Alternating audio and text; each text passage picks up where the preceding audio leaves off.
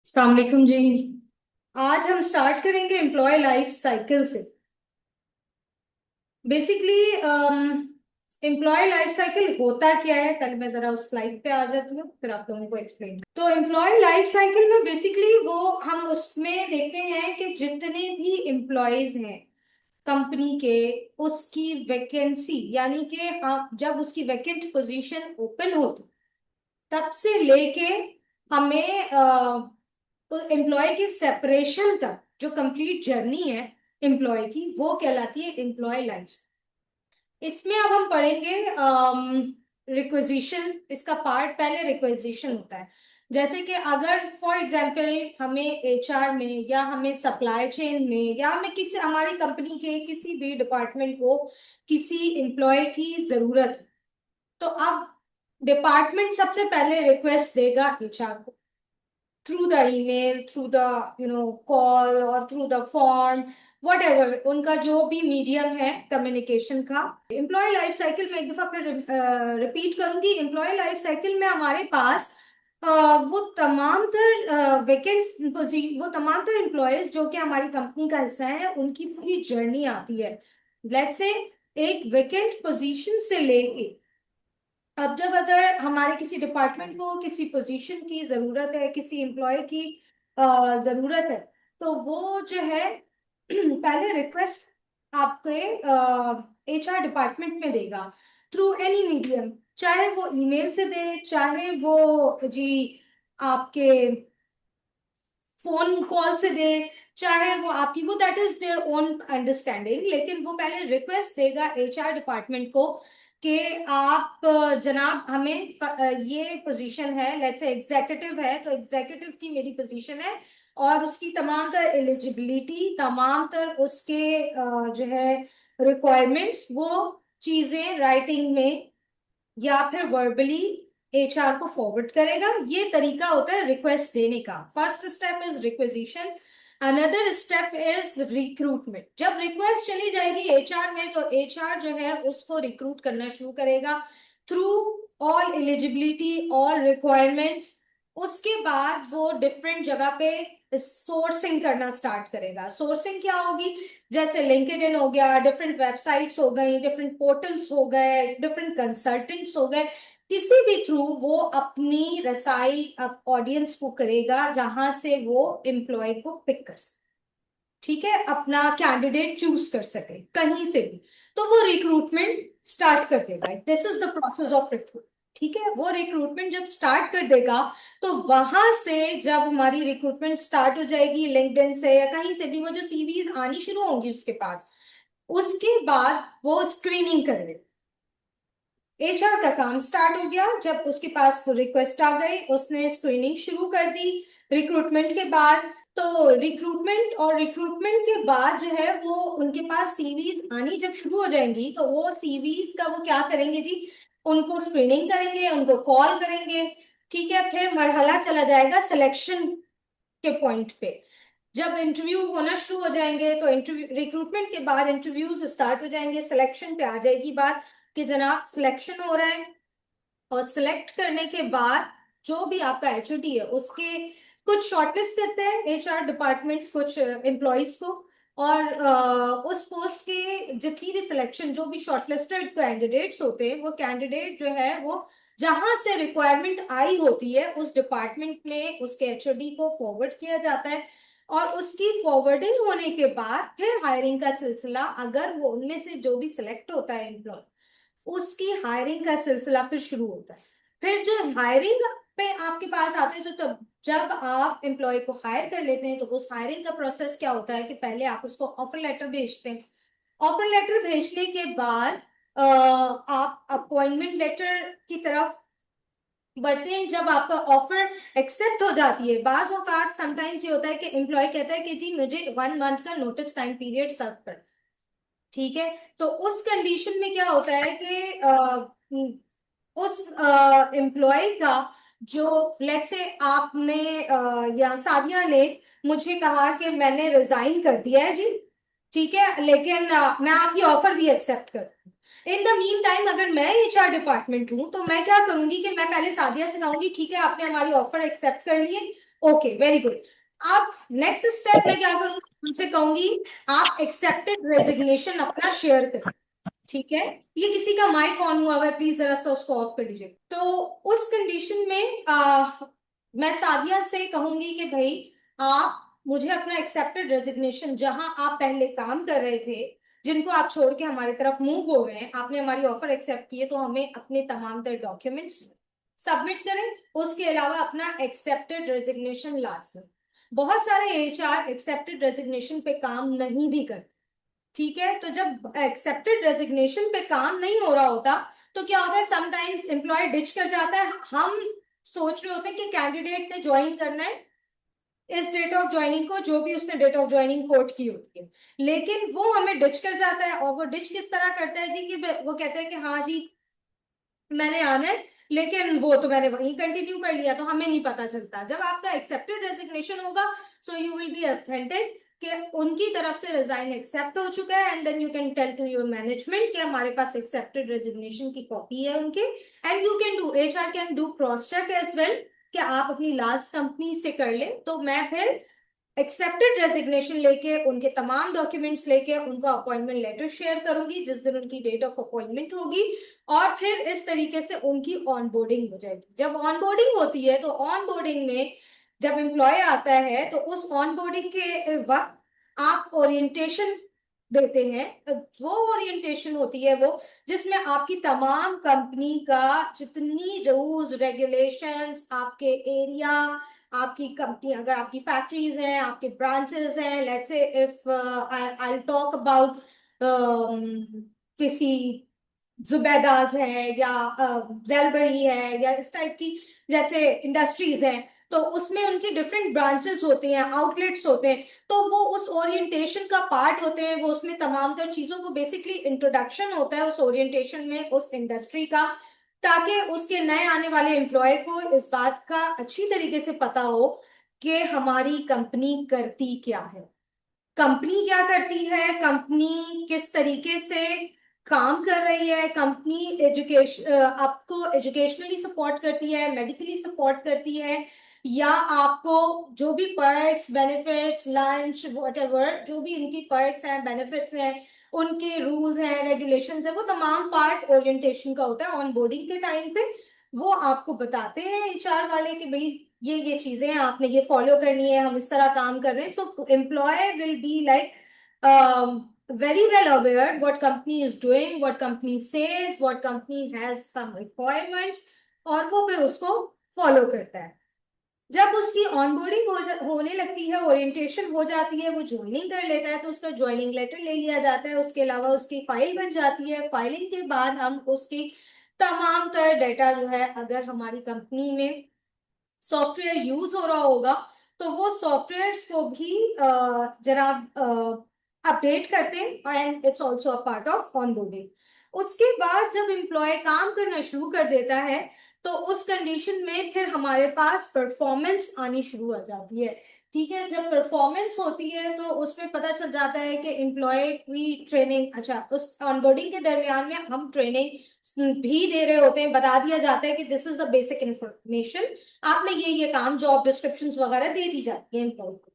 अब वो job description के हिसाब से काम कर रहा होता है और उसके बाद उसकी परफॉर्मेंस को चेक करते हैं कि आया जो हमने स्टार्ट में समहाउ, हर कंपनी का 3 मंथ्स टू 6 मंथ्स का प्रोबेशनरी टाइम पीरियड होता है। उस टाइम पीरियड में उसकी परफॉर्मेंस देख रहे होते हैं, अटेंडेंस चेक कर रहे होते हैं, उसकी कोई नेग्लिजेंस तो नहीं है, वो काम को समझ पा रहा है। आगे हमें परमानेंट करने से पहले पहले हम उसकी परफॉर्मेंस देखते हैं, उस परफॉर्मेंस को आगे तक मेजर कर रहे होते हैं, और उसके साथ साथ उसकी डेवलपमेंट कर रहे होते हैं। कोई ट्रेनिंग की जरूरत होती है तो we are like other managers, वो जिसके जो उसका एचओडी होता है वो उसको डेवलपमेंट करवाता है, या फिर एचआर की तरफ से उसकी डेवलपमेंट होती है। फिर हम एचआर में रिटेंशन का काम आ जाता है। ठीक है, जब उसने रिक्वेस्ट ले ली, रिक्रूटमेंट कर ली, सिलेक्शन हो गई एम्प्लॉय की, एम्प्लॉय के सिलेक्शन के बाद एम्प्लॉय की हायरिंग कर ली एचआर ने, ऑनबोर्डिंग करवा दिया एम्प्लॉय को, फिर एचआर आ जाता है परफॉर्मेंस की तरफ, परफॉर्मेंस उसकी सेटिस्फैक्ट्री आ गई तो वो उसको प्रोबेशन कंप्लीट होने के बाद कंफर्मेशन का लेटर दे देता है।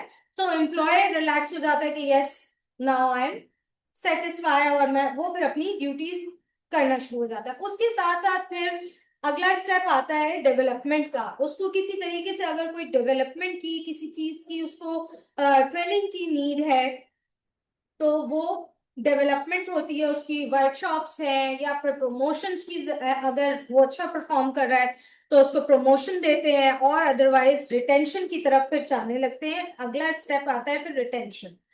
रिटेंशन में ये होता है एम्प्लॉय जो है समहाउ कंपनी के पास उसकी जो बेनिफिट्स होते हैं उसको, सैलरी को, उसके बेनिफिट्स को देखते हुए एचआर कोशिश करता है कि वो रिटेंशन पे काम कर सके। अगर हमने एम्प्लॉय रख लिया इसका मतलब ये नहीं है कि आपने काम करना शुरू कर दिया, एम्प्लॉय एचआर रिलैक्स हो गया, आपका एचओडी रिलैक्स हो गया, और एचओडी रिलैक्स होने के बाद रिटेंशन पे काम छोड़ दे, तो एचआर का पार्ट रिटेंशन पे यहाँ पे आ जाता है कि वो उसकी सैलरीज को देखता है। समहाउ अगर परफॉर्मेंस उसकी अच्छी है, बहुत सारी कंपनीज में ये होता है जब एम्प्लॉय परमानेंट हो रहा होता है उस टाइम भी उसकी सैलरी बेनिफिट्स या कोई किसी ना किसी चीज पे वो उसको जंप दे रहे होते हैं, प्रमोशंस कर रहे होते हैं, तो it's a part of retention.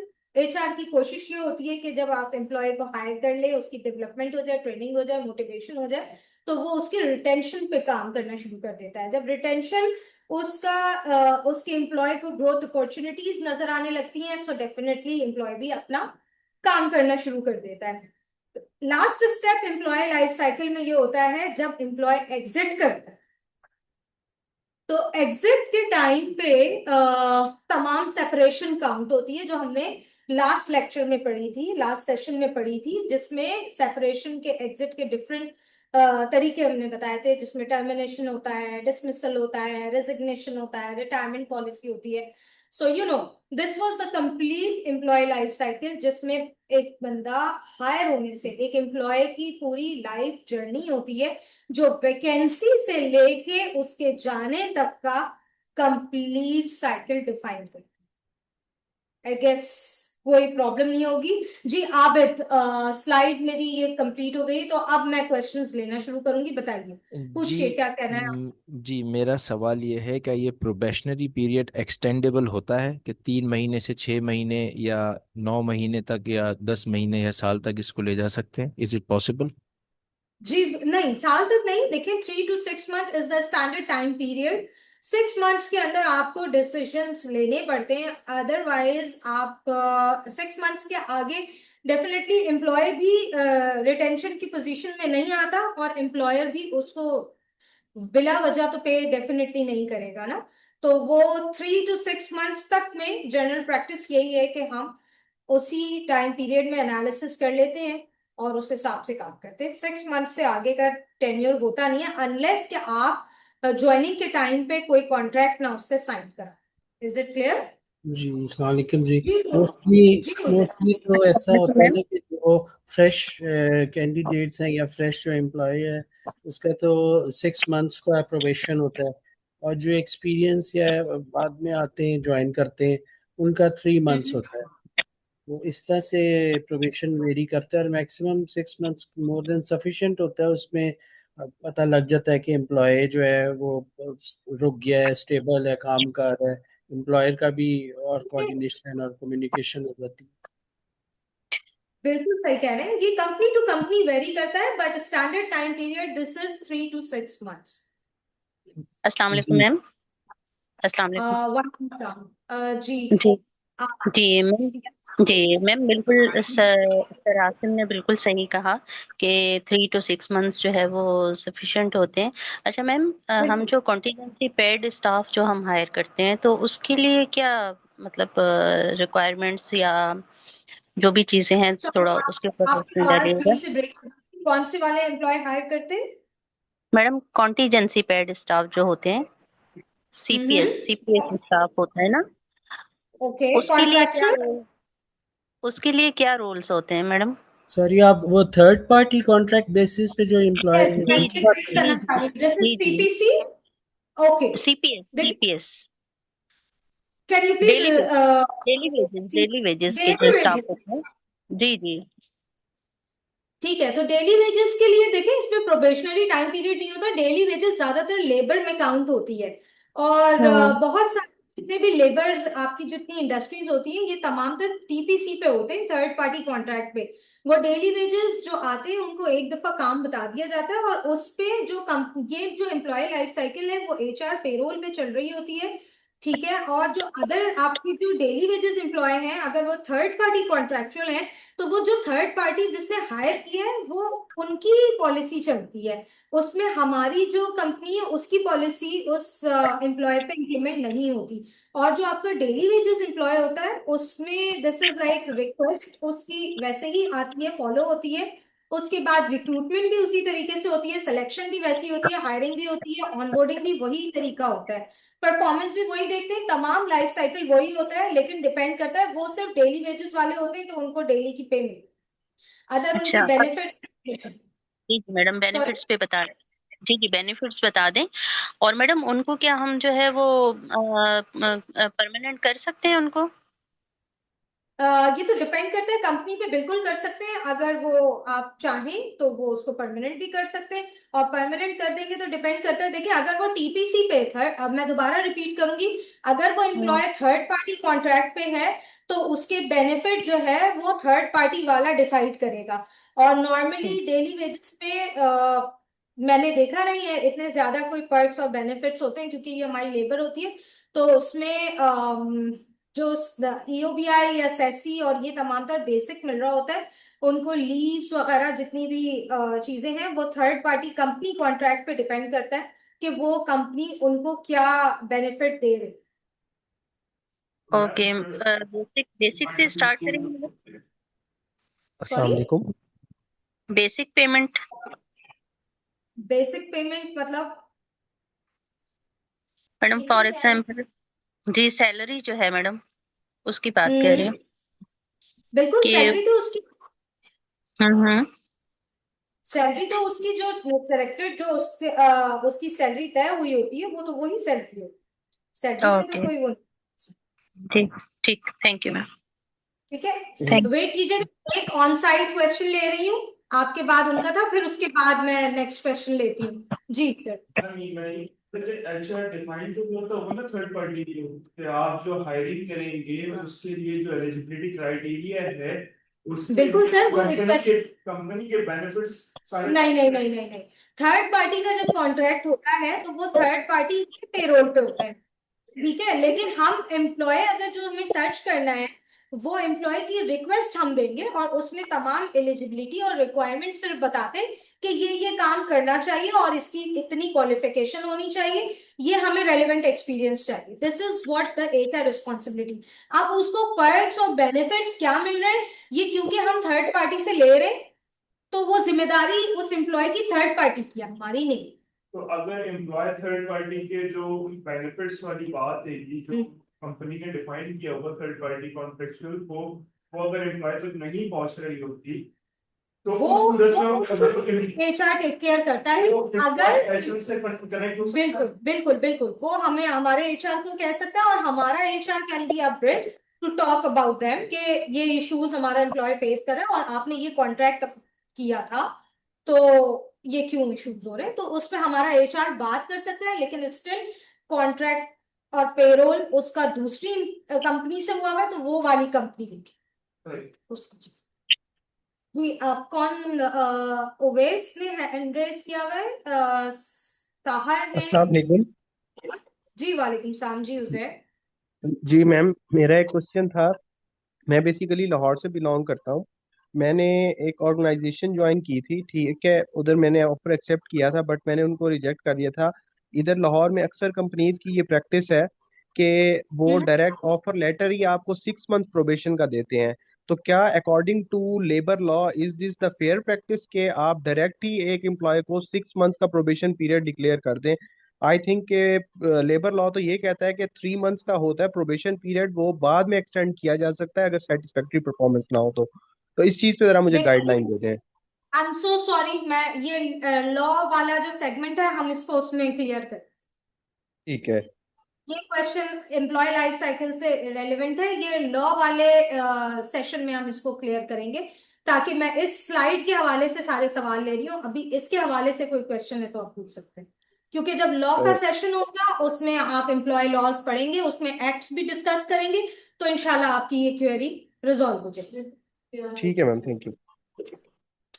अच्छा, 1 मिनट वेट कीजिएगा, एक क्वेश्चन ले रही हूँ ऑन साइट की तरफ से, रिमोट पे मेरे पास बहुत सारे लोग हैं, इसलिए उनसे रिक्वेस्ट कर रही हूँ 1 मिनट दीजिएगा, एक क्वेश्चन ऑन साइट से ले जी। मेरा ये सवाल है कि जब हम थर्ड पार्टी से कहते हैं कि रिक्रूट करें हमारे लिए और हमें ये दीजिए, एक सवाल तो ये कि जब कंपनी ने ऐसा रखा हुआ है और वो सारी मार्केट्स के बारे में उन्हें भी पता है, तो what is the work of the third party in this case? एक बात। ठीक है। दूसरी बात ये कि जब एम्प्लॉय हमारे लिए काम कर रहा है, हमारी ऑर्गेनाइजेशन के लिए, तो हम उसको पे कर रहे हैं ना, सैलरी तो हमारे पास से जा रही है, ठीक है, तो रूल्स एंड रेगुलेशंस वो सेट कर रहे हैं।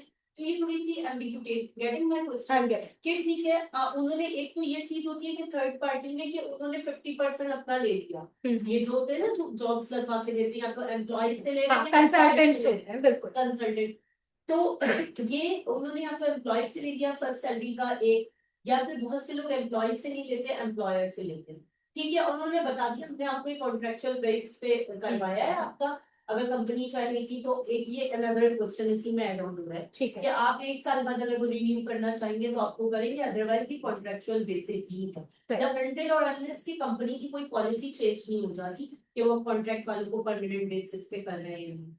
तो कहने का मकसद ये कि what is the basic role, कि वो तो एक दफा में करके हायरिंग करवा कर अपना परसेंटेज लेकर they should be release as daily wages के लिए या कुछ है, लेकिन हम ये थर्ड पार्टी को बीच में रखते हैं, तो उनका फिर थर्ड पार्टी का क्या काम? कॉन्सेप्ट पूछना चाहते हैं। अच्छा, सवाल बहुत अच्छा है इनका, कि ये कहती है कि थर्ड पार्टी का कॉन्सेप्ट क्यों रखती है कंपनी, उसके लिए क्या मतलब क्यों रखती है, सैलरी तो कंपनी ने पे करनी होती है, लेकिन थर्ड पार्टी का क्या रोल है, एम आई राइट, यही सवाल है?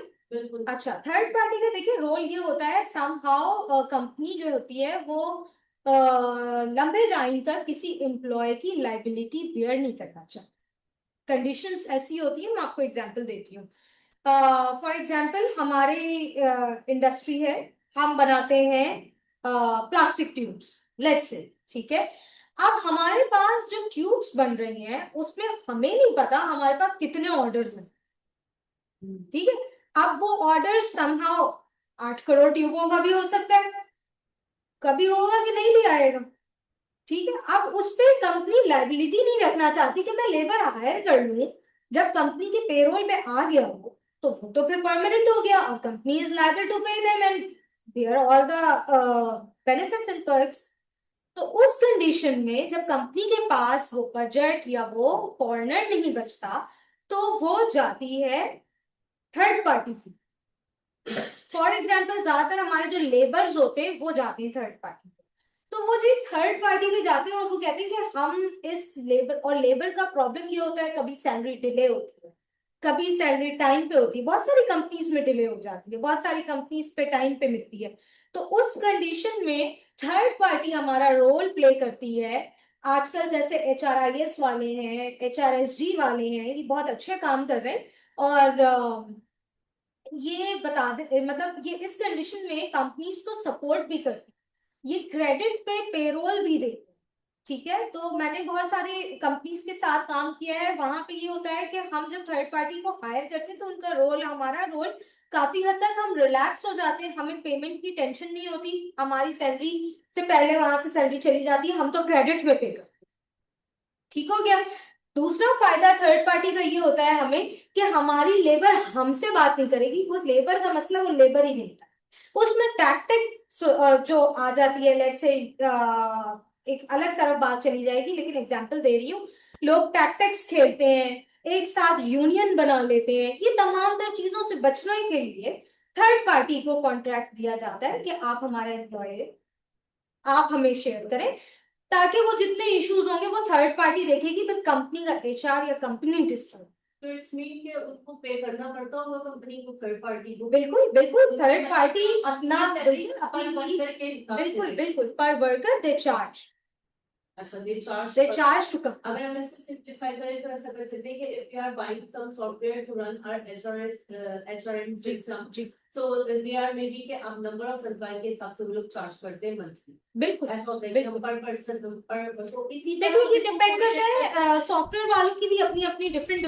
पॉलिसी होती है, बट यस सॉफ्टवेयर कॉन्सेप्ट के लिए जी जी जी बिल्कुल ऐसा। आप पर एम्प्लॉय दे पर चार्ज एम्प्लॉय का दे देते चार्ज हो और वो मंथली जब तक वो एम्प्लॉय रिटेन हो रिटेन तो हम कह सकते हैं कि हम अपना वर्कलोड कम कम करने के लिए बिल्कुल और कोई मोनोपोली से बचने ये तमाम तर चीजों से बचने के लिए हम थर्ड पार्टी को और जो address थर्ड पार्टी यूनियन का बनती है यूनियन फैक्ट्रीज में बहुत होती है, ये हाँ, बहुत हाँ, अलग जी। अलग चला हाँ, जाएगा तो जी, कौन जी, फैक्ट्री एक्ट में कर फैक्ट्री एक्ट और ठीक है।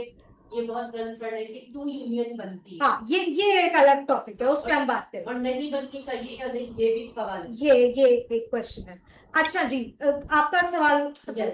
अच्छा सहर बताइए क्या सवाल पूछना चाहते अस्सलामुअलैकुम मैम। हैं? मैम आप मुझे थोड़ा सा रिटेंशन का एक्सप्लेन कर दें दोबारा से, बिकॉज वो कॉन्सेप्ट थोड़ा सा क्लियर नहीं हुआ है मुझे। Retention ma'am. ओके देखिए, एम्प्लॉय को कंपनी में रोकना जो है ना, सैलरी बेनिफिट्स या ऑर्गेनाइजेशनल ग्रोथ कह लें या ग्रोथ अपॉर्चुनिटीज जो देना होता है वो रिटेंशन में आता है।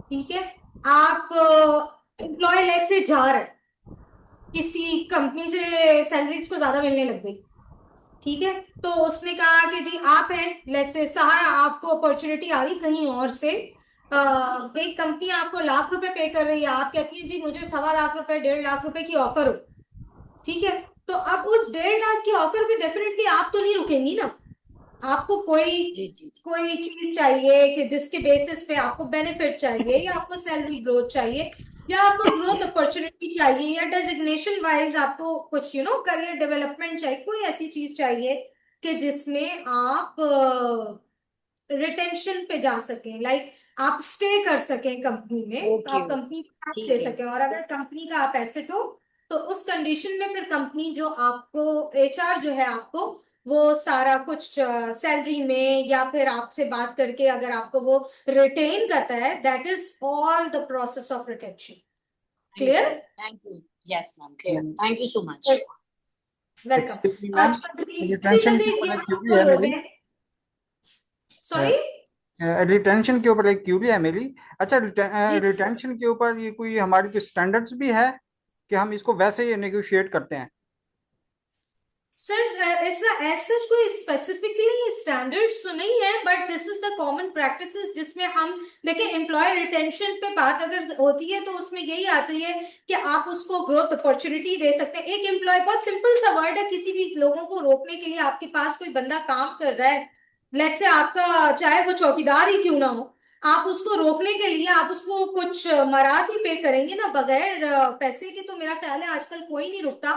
और बेनिफिट्स आप जाकर उसको ये दिखाते हैं कि देखें आपकी फैमिली को हम सपोर्ट कर देंगे या कुछ इस तरीके से, तो these all are the basic वो। अगर मैं आपको रिटेंशन के लिए सब बात दिखाऊं कि जी नहीं, कल एक्चुअली मेरा हमारे कंसर्न ये था, देखें वो तो नेगोशिएशन होगी, लेट्स सी के अगर किसी को कोई ऑफर मिली है तो उसको नेगोशिएट करना पड़ेगा। Retention that is part of retention ना, रिटेंशन जब ही तो बढ़ती है, रिटेंशन बढ़ेगी कैसे? सवाल मेरा भी आपसे है कि अगर आप स्टे रिटेंशन की प्रोसेस की बात करते हैं तो रिटेंशन का मतलब क्या है? किसी बंदे को आप अपने साथ रिटेन करें, मतलब आप स्टे कराएं, आपके साथ वो रह के काम करें। देखिए उसको हम अपने साथ एंगेज करते हैं ना। रिटेंशन का मतलब ये है कि वो हमें छोड़ के जाना चाह रहा है, उसको ऑफर मिल गई है कहीं से भी, तो उसको हमने रिटेन करना है। रिटेन का मतलब ये है कि हमने उसको अपने रिटेंशन अपनी ऑर्गेनाइजेशन, हमारा वो अच्छा वर्कर है, हम उसको चाहते हैं कि इसको हम अपने पास एंगेज करें। उसमें आप एम्प्लॉय की साइकी को पढ़ेंगे और उस हिसाब से आप बात करेंगे कि वो किन चीजों पे उसकी क्या इश्यूज है। सबसे पहले तो देखिए स्टैंडर्ड्स तो यही है ना, आप उसके इश्यूज को रियलाइज कर लेंगे, आप उसके जब इश्यूज को एड्रेस करेंगे तो आप उस इश्यूज को रिजॉल्व कर देंगे तो कोई भी आपको रिटेंशन क्यों नहीं आपके पास बढ़ेगी, वो बिल्कुल एम्प्लॉय आपके पास रुक के काम करेगा। जैसे मैडम बोनस वगैरह हम लोग जो है वो बढ़ा के देते हैं, कभी जो बोनस में ये सकते हैं इसी तरीके तरह। होते हैं रिटेन करने का। जी मतलब ये सारे तरीके हैं रिटेंशन के कोई भी जी एक जी। मतलब स्टैंडर्ड्स में यही हो सकता है कि आप फॉलो कर लें इश्यूज को, उनके एड्रेस कर लें और उस हिसाब से आप उनके किसी भी तरीके से आप उसको रिटेन कर सकते हैं। जो उसका इशू है सबसे पहले उसको एड्रेस करें और उस एड्रेस करने के बाद आप उसको, अगर आपका उसका इशू सैलरी है तो आप सैलरी पे, बोनस है तो बोनस पे, इंसेंटिव्स है तो इंसेंटिव्स पे। So this is what you can.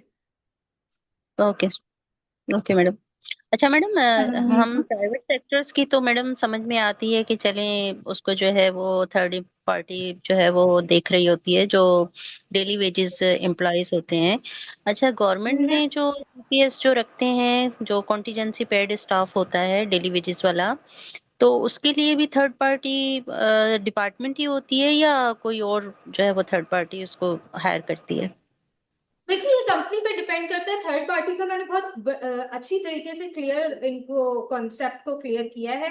I ji guess जी मुझे मैडम। अगर तो मैं रिपीट कर दूंगी कि थर्ड पार्टी जब कंपनी, कोई भी कंपनी या ओके। हॉस्पिटल या व्हाटएवर, वो जब आप हायर करने पे जाते हैं, जब आपको एम्प्लॉय की लाइबिलिटी बेयर करने का कॉर्नर नहीं होता, तो उस कंडीशन हम्म पे फिर आप जो है वो थर्ड पार्टी पे जाते हैं। एक्चुअली उनका हम्म। सवाल government department Assalamualaikum. Government, I Am am I so audible? Sorry, आप गवर्नमेंट डिपार्टमेंट की बात कर रही हैं?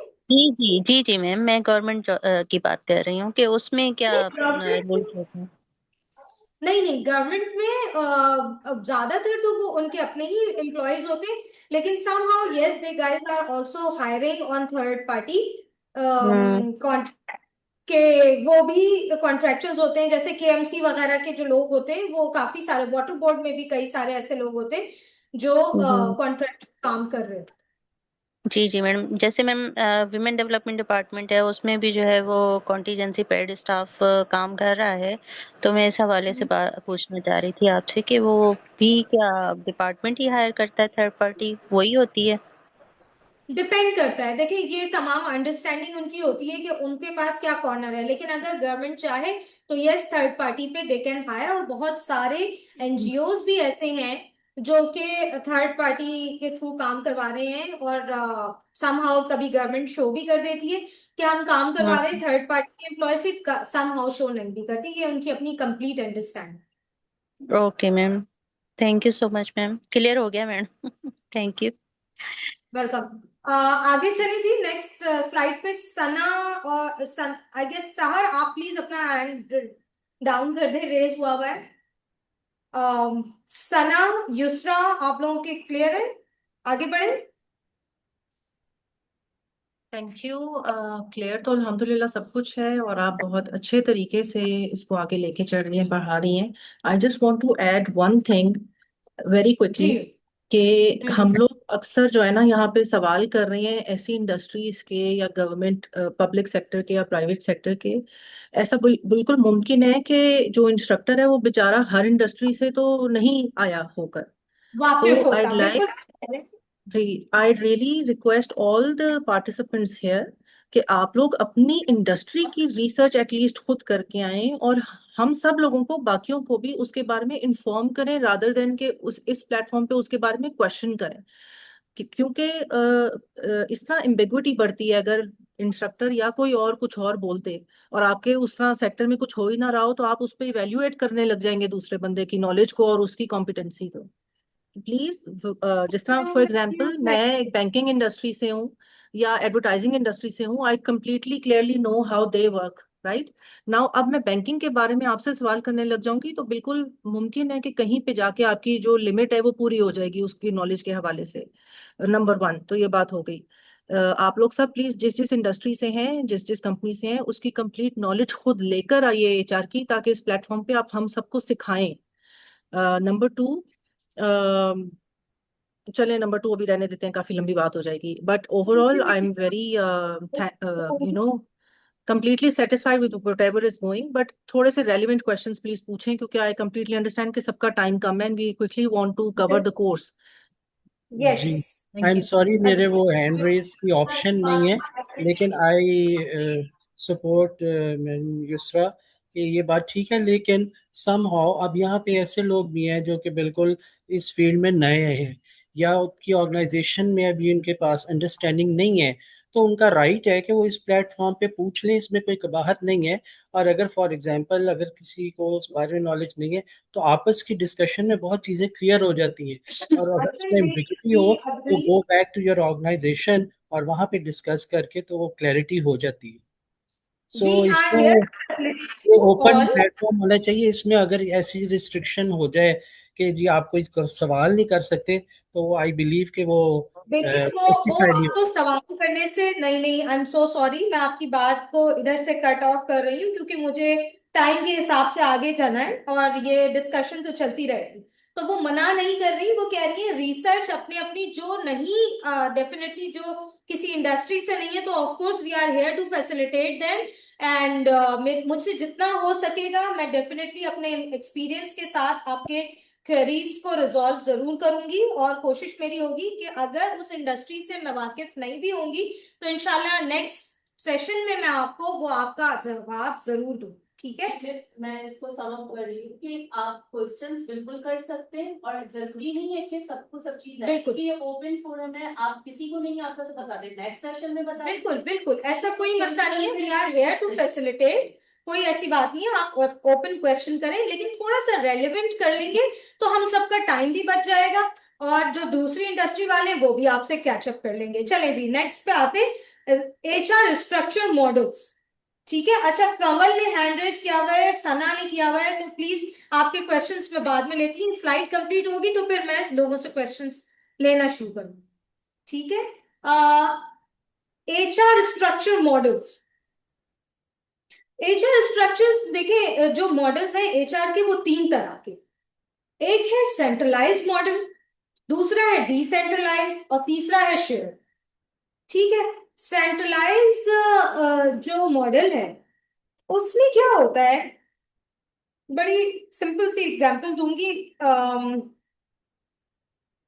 एक ऐसी इंडस्ट्री लेट्स से सफायर है, इसका आपको बड़े आसानी से हो जाएगा क्योंकि इनके बहुत सारे आउटलेट्स हैं, डिपार्टमेंट्स हैं, तो you will get the idea, क्योंकि ये बड़ी और खवातीन की तो जो है वो फेवरेट है क्लॉथिंग इंडस्ट्री तो इस हवाले से उनको भी जल्दी आसानी से समझ आ जाएगा कि उनकी जितनी ब्रांचेस हैं और उनका एक HR डिपार्टमेंट। ठीक है जी, तो वो जो HR डिपार्टमेंट है उसमें क्या करता है, सेंट्रलाइज HR जितना भी हेड ऑफिस से ऑपरेशन हो रहा है, लेट्स से जितनी लाइक उसकी एम्प्लॉय की लीव्स हैं, एम्प्लॉय की अटेंडेंस है, एम्प्लॉय की ईच एंड एवरीथिंग, जो भी चीजें सिस्टम पे अपलोड हो रही हैं वो तमाम तर चीजें, या उसका जितना भी डाटा है फाइल वाइज कह लें या व्हाटएवर किसी भी तरीके से कह लें, वो तमाम तर चीजें जो ऑपरेट हो रही हैं वो हेड ऑफिस से अगर हो रही हैं और उसमें किसी आउटलेट या किसी ब्रांच का अमल दखल नहीं, वो कहलाता है सेंट्रलाइज्ड। अब बात आ रही है समझ में, कोई मसला तो नहीं हो रहा? ये जो रिमोटली हमें ज्वाइन करके बैठे हुए हैं हमारे पार्टिसिपेंट्स, उनको कोई प्रॉब्लम तो नहीं हो रही है ना? जहां पे अथॉरिटी इन्वॉल्व है, आपकी जितनी भी फ्रेंचाइजीज देंगी जी। वहाँ पे जो एम्प्लॉयज अवेलेबल है हम्म। वहाँ पे उसका जितना भी डेटा है वो सारा जा तो उधर ही जा रहा है ना, लेकिन उनकी तमाम दिन प्रोसेसिंग जो है ना वो सारा कुछ हेड ऑफिस से, जैसे आपने कहा कि लीव्स हो गई, हर अटेंडेंस हो कुछ। गई, है ना, और कोई भी इसकी जो मराहत है इनकी तमाम चीजों की ये सब डिटेल चीजें है, हेड ऑफिस से। वो फ्रेंचाइज आगे HOD को फॉरवर्ड करेगा, देन उसके बाद HR के पास आएगा। हेड ऑफ बिल्कुल वो करे, लेकिन ब्रांच मैनेजर को कोई अथॉरिटी नहीं होती उसके किसी चीज की बात नहीं। सेंट्रलाइज में किसी भी ब्रांच मैनेजर को अथॉरिटी नहीं होती, अथॉरिटी सिर्फ हेड ऑफिस को होती है। और उस हेड ऑफिस के थ्रू जो तमाम सिस्टम चलता है वो सिस्टम HR का कहलाता है सेंट्रलाइज। सही। Rana SMG sir. जी मैम, पहले तो ये सेशन चलने दें, उसके बाद सवालात का आप टाइम रखें। हर एक चीज़ जो आप बता नहीं, सारे सवालात शुरू हो जाते हैं बीच में, इस तरह सही मज़ा नहीं आ रहा काम का। बात सारी है, मैं किसी को रोक नहीं सकती, मैं बिल्कुल कह रही हूँ कि सवालात बाद में लूंगी, मैंने एक दफा रिपीट भी किया है लेकिन सब स्टूडेंट्स हैं, आप भी हैं, तो अगर आपकी कोई क्वेरी हो तो मैं आपको भी रिपीट करूंगी। अगर आपको कोई मिसिंग हो रही है तो आप मुझसे बाद में पूछ सकते हैं, ठीक है। सेंट्रलाइज एक अलग टॉपिक था, वो कंप्लीट हो गया। अब मैं डिसेंट्रलाइज पे आ रही हूँ। There isn't any issues. अच्छा, डिसेंट्रलाइज वो होता है जो ब्रांचेस के थ्रू एचआर ऑपरेट होगा। लेट्स से ब्रांच में किसी ने एम्प्लॉय खुद से हायर कर दिया। सेंट्रलाइज का ऑपोजिट डिसेंट्रलाइज, ठीक है। जो सेंट्रलाइज में हम हेड ऑफिस से सारा काम कर रहे थे क्योंकि अथॉरिटी हेड ऑफिस के पास। अब डिसेंट्रलाइज में जो है वो अथॉरिटी किसके पास आ गई? ब्रांचेस के पास। तो ये उसका ऑपोजिट, ठीक है। अब इसी तरीके से शेयर्ड सर्विसेज। शेयर्ड सर्विसेज वो होती हैं जो कंप्लीट डेटा सेंटर हो जाता है। एक कंपनी ने, लेट्स से सफायर ने अपना एक ऑफिस बना दिया जी, और उनको पॉलिसीज प्रोसीजर का एक पेपर पकड़ा दिया कि ये होता है, ठीक है। तो वो वहां पे तमाम एम्प्लॉय अपनी सारी चीजें बेच के बैठे हुए, सारा कुछ अप्लाई, जितनी भी शेयरिंग हो रही है वो सारी सर्विसेज वो डेटा सेंटर से हो। ऐसी कंडीशन में जब ऐसे ऑपरेशंस होते हैं तो उसको शेयर्ड सर्विसेज का मॉडल कहा जाता है एचआर, ठीक है। अच्छा, सेंट्रलाइज के फायदे क्या होते हैं? अब ये मैं आप लोगों से समझ। शेयर्ड सर्विसेज, आप एक डेटा सेंटर कंपनी बना रही है, ठीक है। उसने एचआर का हेड ऑफिस से, मतलब उसमें होता है एचआर ही है, ठीक है, डेटा सेंटर में, लेकिन उसका हेड ऑफिस से कोई लेना देना नहीं। मतलब अथॉरिटी, जितनी भी चीजें हैं वो सारा कुछ है हेड ऑफिस में, लेकिन शेयर्ड सर्विसेज पेपर देख के सारे काम करिए। लेट्स से इसको 4 लीव्स अलाउ है, वो 4 लीव्स दे दे, लेकिन इसके पास अथॉरिटी नहीं। इसके शेयर डेटा सेंटर वालों के पास अथॉरिटी नहीं है। बस जो पेपर आया हुआ है लिखा हुआ, उसमें क्या होगा कि आपने अपनी लीज अप्लाई कर दी, उन्होंने putting values getting answers, very simple. आपने यहाँ भरा, आपका पेरोल प्रोसेस हो गया, आपने ये चीजें दी, ये मेरी लीव है, इतने देर पे मैं आया हूँ, साइन और अप्रूवल की जरूरत है। इनको अप्रूवल की अथॉरिटी नहीं है, अप्रूवल्स नहीं है इनके पास। इनके पास ऑलरेडी एक पेपर, ऑलरेडी उनको पता है कि ये प्रोसीजर है, वो बस प्रोसीजर फॉलो कर। लेकिन अगर इनसे ये कहेंगे कि मुझे एक दिन की छुट्टी है, आप हाफ डे कर दें, तो ये अथॉरिटी नहीं, ये अप्रूवल नहीं है शेयर सेंटर वालों के पास। वो कहेंगे कि आप पहले अप्रूवल लें, उसके बाद का, ठीक है जी। अच्छा, अब तो जेबी excuse में me, ये शेयर्ड सर्विसेज जो डिपार्टमेंट है या यूनिट है, ये फिर आगे जी। प्रोसेस करते हैं अप्रूवल्स के लिए डायरेक्टली या डायरेक्टली एम्प्लॉय? इनके पास अथॉरिटी नहीं होती। तो फिर इनका फंक्शन जस्ट रिसीव एप्लीकेशंस और सो उसका सिर्फ फिर क्या प्रैक्टिकली मकसद क्या हुआ? अगर जस्ट रिसीव ही करनी है एप्लीकेशंस और उस पर कोई प्रोसेस या उस पर कोई एक्शन नहीं लेना, तो फिर क्या इसका मकसद क्या है इसका शेयर्ड सर्विस? बहुत सारी कंपनीज में ऐसा होता है कि डेटा एंट्री के लिए लोग बिठा देते। इसको मैं आसानी से आपको यही कहूंगी कि डेटा एंट्री के लिए उन्होंने लोग बिठाए हुए कि अब अगर किसी के पास 5,000 का स्टाफ है तो वो सारा कुछ हेड ऑफिस में नहीं रख सकता। उन्होंने, हेड ऑफिस वालों ने अपने पास अथॉरिटी रखी हुई है, लेकिन डेटा सेंटर बना दिया कि जितने भी लोग हैं वो वहां जाके सबमिट कर लें, वो उनसे कनेक्ट कर लेंगे। तो ऐसी प्रैक्टिस को हम एचआर के मॉडल में शेयर्ड सर्विसेज का मॉडल कहते हैं। जेबी, आपको क्लियर हो गया आपका सवाल का जवाब? जी। और किसी का कोई सवाल है? राना एसन, आई गेस नहीं, इन्होंने हैंड नहीं raise की। हेलो, और किसी का कोई सवाल है तो पूछ सकते हैं, फिर मैं नेक्स्ट स्लाइड की तरफ मूव हूँ। काफी देर से पूछना चाह रही हूँ आपसे क्वेश्चन। जी मैडम। मैं काफी देर से अपना हैंड रेज किया हुआ था, लेकिन आपने कोई जी रिस्पॉन्स जी नहीं बिल्कुल। जो जित अगर तो डेली वेजेस हम लोग हायर कर रहे हैं थर्ड पार्टी के थ्रू, कोई कंपनी डेली वेजेस के लेबर्स को हायर कर रही है, तो वो उनको ज्यादा बेनिफिशियल, उनको कोई पर्क्स नहीं देने पड़ रहे, कोई बेनिफिट्स नहीं देने पड़ रहे, रेदर देन अगर हम परमानेंट एम्प्लॉयज को हायर कर रहे हैं तो we have to give them a lot of perks and benefits to retain them. तो which one is better? Company किसको प्रिफर करेगी? डेली वेजेस उनको ज्यादा जो है आसान, एक्सेस भी आसान है, कोई उनको इन्वॉल्वमेंट भी नहीं है उनकी सच है, क्योंकि थर्ड पार्टी उनको डील करेगी, उन्होंने सिर्फ थर्ड पार्टी को पे करना है और बाकी सारा काम जो है उनके लिए वो लेबर्स करेंगे। तो फिर क्यों कंपनीज परमानेंट एम्प्लॉयज को हायर करती हैं rather than going for daily wages? देखिए, परमानेंट एम्प्लॉयज को मैंने आपसे स्टार्टिंग में कहा था, थर्ड पार्टी कंपनी जब हायर करती है जब उसको लगता है कि एम्प्लॉय उसके ऊपर लाइबिलिटी बन सकता है, ठीक है, उस कंडीशन में वो थर्ड पार्टी रखता है। लेकिन जो परमानेंट एम्प्लॉय, उसको पता होता है कंपनी को कि ये मेरे लिए एसेट है और इनके जाने से मुझे फर्क पड़ेगा, तो of course they will keep them permanent. लेकिन अगर उसको लगेगा, लेट्स से अगर लेबर की मैंने बड़ी आराम से एग्जांपल दी थी कि समझने में आसानी होगी, कि कभी ऑर्डर ज्यादा आ जाते हैं कभी कम आते हैं, तो इस तरीके की ज्यादातर टीपीसी में जो है हमेशा बिलो द बेल्ट जितने हमारे ब्लू कॉलर जॉब्स होती हैं वो दी जाती हैं ज्यादातर, क्योंकि वो लाइबिलिटी कंपनी देख लेती है। अगर लेट्स से उनके ऑर्डर्स हो गए या लेबर हो गए या आई कैन से जेंटोरियल स्टाफ हो गया, तो हो सकता है उसको कमी और बेशी आ सकती है, तो वो बढ़ाना और कम करना उनको आसान होता है, इसलिए वो थर्ड पार्टी कर लेते हैं। लेकिन जो परमानेंट स्टाफ होता है, लेट्स से अब अगर मैनेजर्स हैं या जनरल मैनेजर्स हैं या सीईओ हैं, उनको वो थर्ड पार्टी पे ऑब्वियस है वो कभी भी नहीं रखेंगे, क्योंकि उस पे तमाम फाउंडेशंस होती है कंपनी।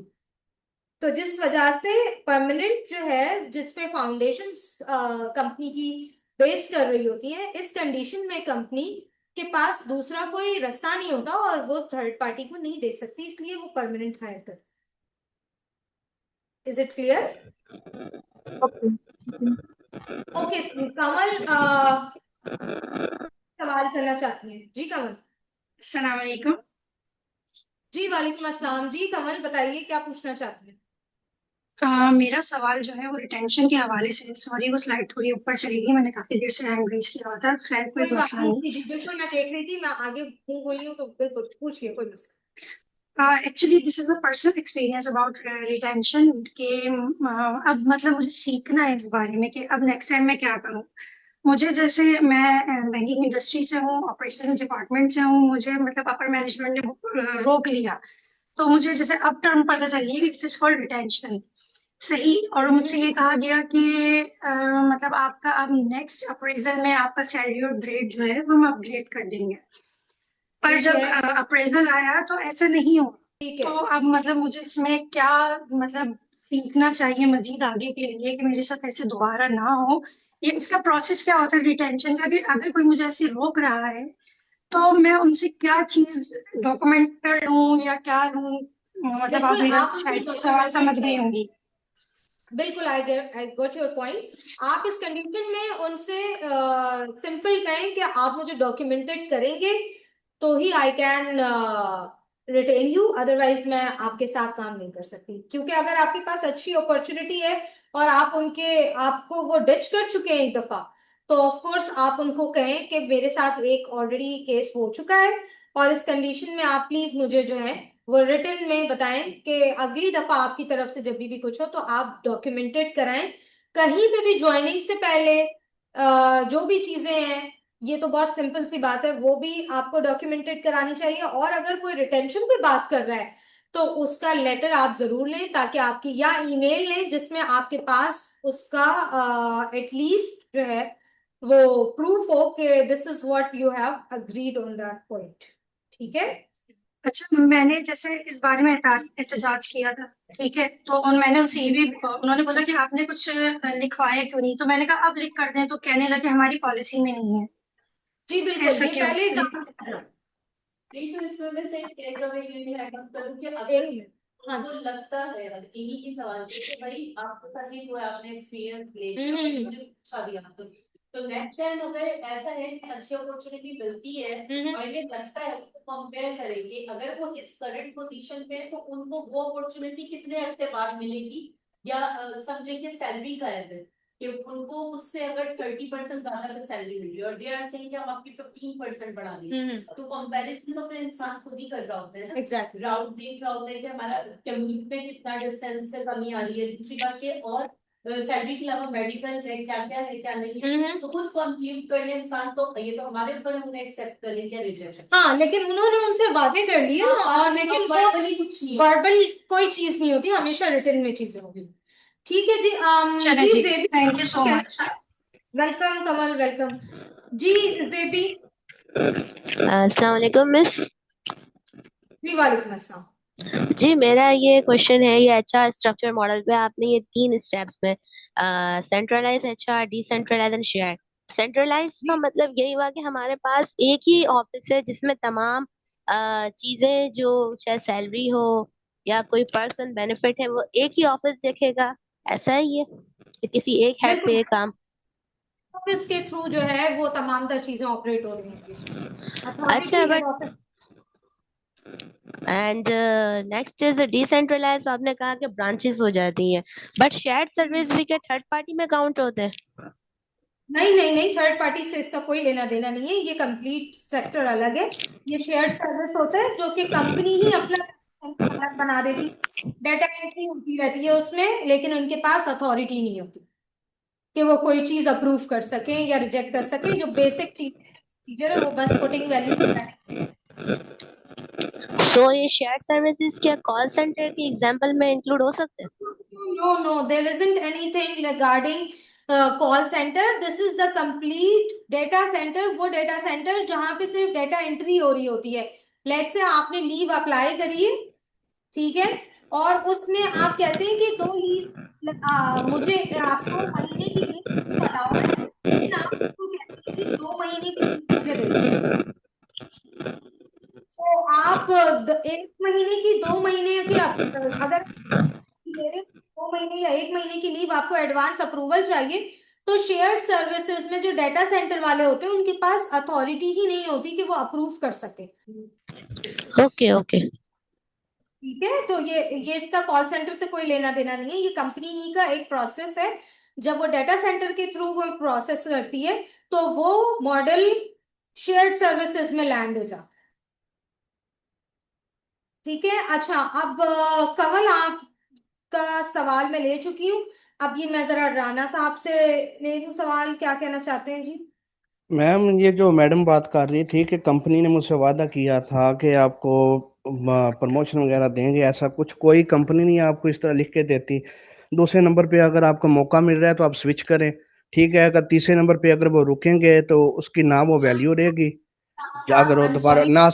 ना वो सीनियर के आगे फिर वो इज्जत रहेगी, क्योंकि So वो sorry. इतमाद उठ जाता है। डिस्कशन है, हम डिस्कशन पे बाद में बात करेंगे। अगर इन 3 चीजों के हवाले से आपका कोई रेलेवेंट क्वेश्चन है तो आप पूछ सकते हैं, क्योंकि मेरे पास और भी 2 लोग क्वेश्चन रेज करने के लिए खड़े हैं, तो मैं उनकी क्वेरीज को देख लेती हूँ। ठीक है, थैंक यू राणा साहब। शहबाज जी बताइए, शहबाज क्या पूछना चाहते हैं? अस्सलाम वालेकुम जी, मैंने ये पूछना था कि मसलन फॉर एग्जांपल किसी फर्म के मुख्तलिफ यूनिट्स हैं, 10 हैं, 15 हैं, जितने भी हैं। अब उनमें हर एक बंदे में अलग एचआर एग्जीक्यूटिव या एएम बिठाए हुए हैं, मतलब जितने भी यूनिट्स हैं उनमें।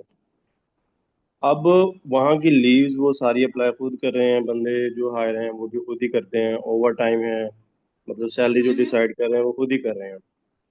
But end of the month जब उनकी जितनी भी चीज़ें फाइनलाइज होती हैं हर यूनिट्स की, वो कंबाइन होके सारी, चाहे अपना मेल के थ्रू आ जाए या फिर वो हम अपने सिस्टम पे यहाँ पे कनेक्ट है ऑनलाइन सारा, उसको हम चेक कर सकते हैं कि इसकी मतलब सिंगल कार्ड चेक कर लें, प्रोफाइल चेक कर लें, लीव्स बैलेंस चेक कर लें, कोई भी चीज़। तो इसको हम सेंट्रलाइज कहेंगे, डिसेंट्रलाइज कहेंगे या शेयर सर्विसेज में जाएगा ये? सेंट्रलाइज कहेंगे, क्योंकि प्रोसेस जो है वो हेड ऑफिस के थ्रू अगर हो रहा है तो ये सारा सेंट्रलाइज है, नहीं, क्योंकि हेड ऑफिस के थ्रू नहीं, इंडिविजुअली यूनिट्स में हम एचआर की टीम के लड़के जितने भी वो बैठे काम कर रहे हैं उनकी हम, ब्रांच वाइज, ऑफिस वाइज हो जी रहा जी है जी ब्रांच जी, वाइज, तो centralized होगा। ब्रांच वाइज हो रहा है। वो जब एंड ऑफ द मंथ हम सैलरी फाइनलाइज करते हैं या कंपाइल करते हैं ना, तो टोटल जितनी भी ब्रांचेज हैं वहां से डाटा ऑटोमेटिक हमारे पास डेली बेसिस पे भी ऑनलाइन शो हो रहा होता है, हम उसको चेक कर सकते हैं अपने में। प्रोसेसिंग जो है वो ब्रांचेस के थ्रू हो रही है, तो जी डिसेंट्रलाइज। तो डिसेंट्रलाइज कहेंगे इसको फिर हम। अब जैसे हमने सैलरी प्रोसेस करनी है एंड ऑफ द मंथ, तो इनका डाटा टोटल सारा, चाहे वो अटेंडेंस रजिस्टर है, चाहे वो ओवर टाइम कुछ भी, तो वो सारा ऑनलाइन हमें शो हो रहता है, प्लस मेल के जरिए भी आ जाता है।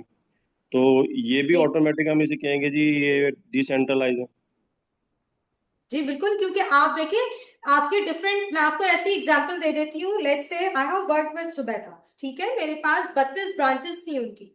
उन जी 32 ब्रांचेस का जितना भी एचआर था वो कंट्रोलिंग पावर हेड ऑफिस के पास थी, जो कि मेरे पास, जी ठीक है। जी लेकिन उनकी लीव्स, उनके अटेंडेंस, उनके ओवरटाइम, वो तमाम तर चीजें ब्रांच से अपनी वो खुद फिक्स करके सेव करते थे। लेकिन जी ऐसे ही है। उस ओवरटाइम को अप्रूव करना, रिजेक्ट करना, वो मेरे हाथ में, ठीक है। तो वो ऐसी भी कंडीशन, इंडिविजुअली यूनिट्स ही कर रहे हैं। यही प्रोसेस आप कहना चाह रहे हैं, तो इस प्रोसेस को सेंट्रलाइज कहते हैं। सेंट्रलाइज, क्योंकि इंडिविजुअली अपनी यूनिट्स वर्किंग की, सबने फाइनलाइज की, ठीक हो गया। चाहे वो लीव्स किसी भी हवाले से, hiring to firing, exit interview तक जो भी है, उन्होंने अपना जी प्रोसेस मुकम्मल करके जो करंट हमारे एक्टिव एम्प्लॉयज थे उनकी हमें फॉरवर्ड कर दी, जिनकी हमने सैलरी फाइनलाइज करवानी, वो आके हेड ऑफिस में होती है, चाहे उसकी फिर अप्रूवल्स जी मंगवाएं या जो भी चीज़ है। जी, तो वो सेंट्रलाइज हो गया, क्योंकि अभी भी अथॉरिटी पावर हेड ऑफिस के पास थी। फाइनल जी जी जहां पे से गेम चल रही है वो उसमें हेड ऑफिस से चल रही है, सो दैट मींस वहां पे सेंट्रलाइज्ड है। ठीक हो गया, थैंक यू। वेलकम। जी शफकत अब्बास साहब, आप क्या कहना चाहेंगे? जी जी मैम, शहबाज ने अभी शहबाज ने सवाल किया था कि सेंट्रलाइज और डिसेंट्रलाइज क्या है। तो शहबाज भाई जो आप बात कर रहे हैं ना वो डिसेंट्रलाइज है, ठीक है, क्योंकि आप जब पेरोल अपनी ब्रांच से चलाए ना तो वो होता है सेंट्रलाइज, ठीक है। आपकी जो पेरोल है ना वो हेड ऑफिस से बनती है, सारी वहीं पे चलती है, तो आपका काम डिसेंट्रलाइज है, ठीक है। तो ये क्लियर करना था आपसे। सॉरी आवाज आ रही है मेरी? जी, आप जो हेलो। कह रहे हैं आप अपनी बात से डिसएग्री कर रहे हैं, ये कहना चाहते हैं? जी जी, मैंने कहा जो शहबाज भाई कह रहे थे ना कि हम सारा काम यहीं से सेंटर पे भेज देते हैं, हेड ऑफिस पे, तो उनका पेरोल हो गई या कोई भी चीज हो गई, ओवर टाइम हो गया या नहीं नहीं, अटेंडेंस हो हम नहीं गई, भेजते, ये हमारे पास आता है। जी जी, सर पेरोल आप चलाते हैं या हेड ऑफिस चलाती है? हेड ऑफिस में मैं ऑफिस खुद बैठता हूँ। साइज हो जाएगा ना? ठीक है ना, आपने कहा कि ब्रांचेस आपके पास भेज रही है ना, तो सेंट्रलाइज, वो तो सेंट्रलाइज हो गई डायरेक्ट। अगर आप ब्रांचेस के थ्रू वहां पे पेरोल चलाएं ब्रांचेस के थ्रू, तो वो डिसेंट्रलाइज है वहां पे। सर शफकत आप साहब मेरी को, बात, मैम शफकत साहब को समझ नहीं आ रही है, सेंट्रलाइज ही है जो भाई, वो जो कह रहे हैं ना वो ठीक कह रहे हैं, आप भी सही कह रही हैं। जी जी चले सेंट्रलाइज जी, है ये। ठीक है जी, ठीक है, आगे बढ़ते हैं। नेक्स्ट स्लाइड पे चलते हैं। Strategic HR. हाँ जी, स्ट्रैटेजिक एचआर के बारे में मैं, देखिए HR as a business partner मैं आपको ऑलरेडी बता चुकी हूँ। तो मैं थोड़ा सा आप लोगों से फीडबैक लेना चाहूंगी कि क्या लगता है, मतलब अच्छा हमारे पास टाइम बहुत कम है, जल्दी जल्दी हमने स्लाइड्स कवर करनी है, और आज हमने 2 एक्टिविटीज भी करनी, ठीक है ना, और केस स्टडी भी देखनी है, तो जल्दी जल्दी अब मैं इसको रैप अप करूंगी। HR business partner, as a business partner हमें कैसे हेल्प करता है, वन वन लाइन में मुझे जरा सा बताएं, आप बताना चाहेंगे? ये ओके मैं बताऊं, ये एक्चुअली ना डे टू डे ऑपरेशन से थोड़ा आगे की बात होती है, लाइक एक HR executive we are not नहीं, एचआर जो है पूरा HR as a business partner, मतलब हमारी कंपनी का अगर हम एचआर को बिजनेस पार्टनर बनाना चाहें, पूरे एचआर डिपार्टमेंट, ठीक है। हाँ नहीं, it's not about HRBP, that is the simple position जो उस पे बात हो रही होती है। मैं पूरे डिपार्टमेंट की बात कर रही हूँ कि अगर हम एचआर डिपार्टमेंट को देखें कि वो हमारी कंपनी के लिए कैसे बिजनेस पार्टनर बन सकता है, वो ऐसे कि आप मैनेजर से जो है कम्युनिकेट करेंगे कि आपको कौन सी position, right people for the right talent ना, Yes. ठीक है। उसके बाद वो उसका सक्सेशन प्लानिंग वगैरह भी करेंगे। Got it, got it. और कोई चीज शेयर करना चाहेगा? It's a ठीक है, bridge. एचआर सना कहना चाह रही है जी, सना It's a bridge between you, employee and employer. Sorry, It's a bridge between employee and employer. this is the HR actually. As a देखिए business, okay, now I'm going to explain this. As a देखिए business partner HR कैसे help कर सकता है, यहाँ पे हमें HR की strategies समझनी है, ठीक है। एचआर जो है कंपनी में एज अ बिजनेस पार्टनर हमें हेल्प इस तरह कर सकता है कि वो एम्प्लॉय की जो एक्सपेंशन है, लाइक कंपनी में एक्सपेंशन चाहिए, सेल्स वालों को अच्छे एम्प्लॉयज चाहिए ताकि हम अपनी सेल बढ़ा सकें, प्रोडक्टिविटी बढ़ा सकें। तो उस कंडीशन में एचआर बिजनेस पार्टनर के तौर पे कंपनी को हेल्प कर सकता है और मैन पावर पहले से कैलकुलेट कर सकता है कि हमें इतने फोरकास्ट है, हमें इस डिपार्टमेंट के लिए इतने लोगों की जरूरत है। लेट्स से अगर कोई कंपनी है, उसको कोई कॉल सेंटर की एग्जांपल दे देती हूँ, एक कॉल सेंटर है, उसको सेल करनी है किसी 400 पाउंड की या 600 पाउंड की, ठीक है। तो वो उस 400-600 पाउंड को करने के लिए, उस सेल को अचीव, इस टारगेट को अचीव करने के लिए हमें कितने मैन पावर की जरूरत है। अब एचआर उस पे बैठ के देखेगा कि एक बंदे को अगर मैं एक महीने का टारगेट देता हूं कि मुझे तुम $200 बना दो या 200 पाउंड बना दो, तो क्या वो कर सकता है। और उसकी मैन पावर की कैलकुलेशन करके वो एक्सपेंशन में जब कंपनी की हेल्प करेगा, तो इस तरीके से ये स्ट्रैटेजी जो है बिजनेस पार्टनर बनने में मदद देती है एचआर के कंपनी के साथ। I'd दूसरा like आ to जाता add something, अगर आप मुझे जी इजाजत दें प्लीज। जी दूसरा जी, एचआर बिजनेस पार्टनर जो होता है वो एक पूरा का पूरा ऑपरेटिंग सिस्टम होता है basically. So how it works is कि वो सिर्फ और सिर्फ ये चीजें नहीं देख रहा होता कि कैसे प्रोसेसेस चलने और परफॉर्मेंस किस तरह से होगी। आपके बिजनेस के हर बिजनेस का कुछ फंक्शंस जो है वो कोर फंक्शंस होते हैं, कुछ फंक्शंस जो होते हैं वो सपोर्टिंग फंक्शंस होते हैं, ठीक है।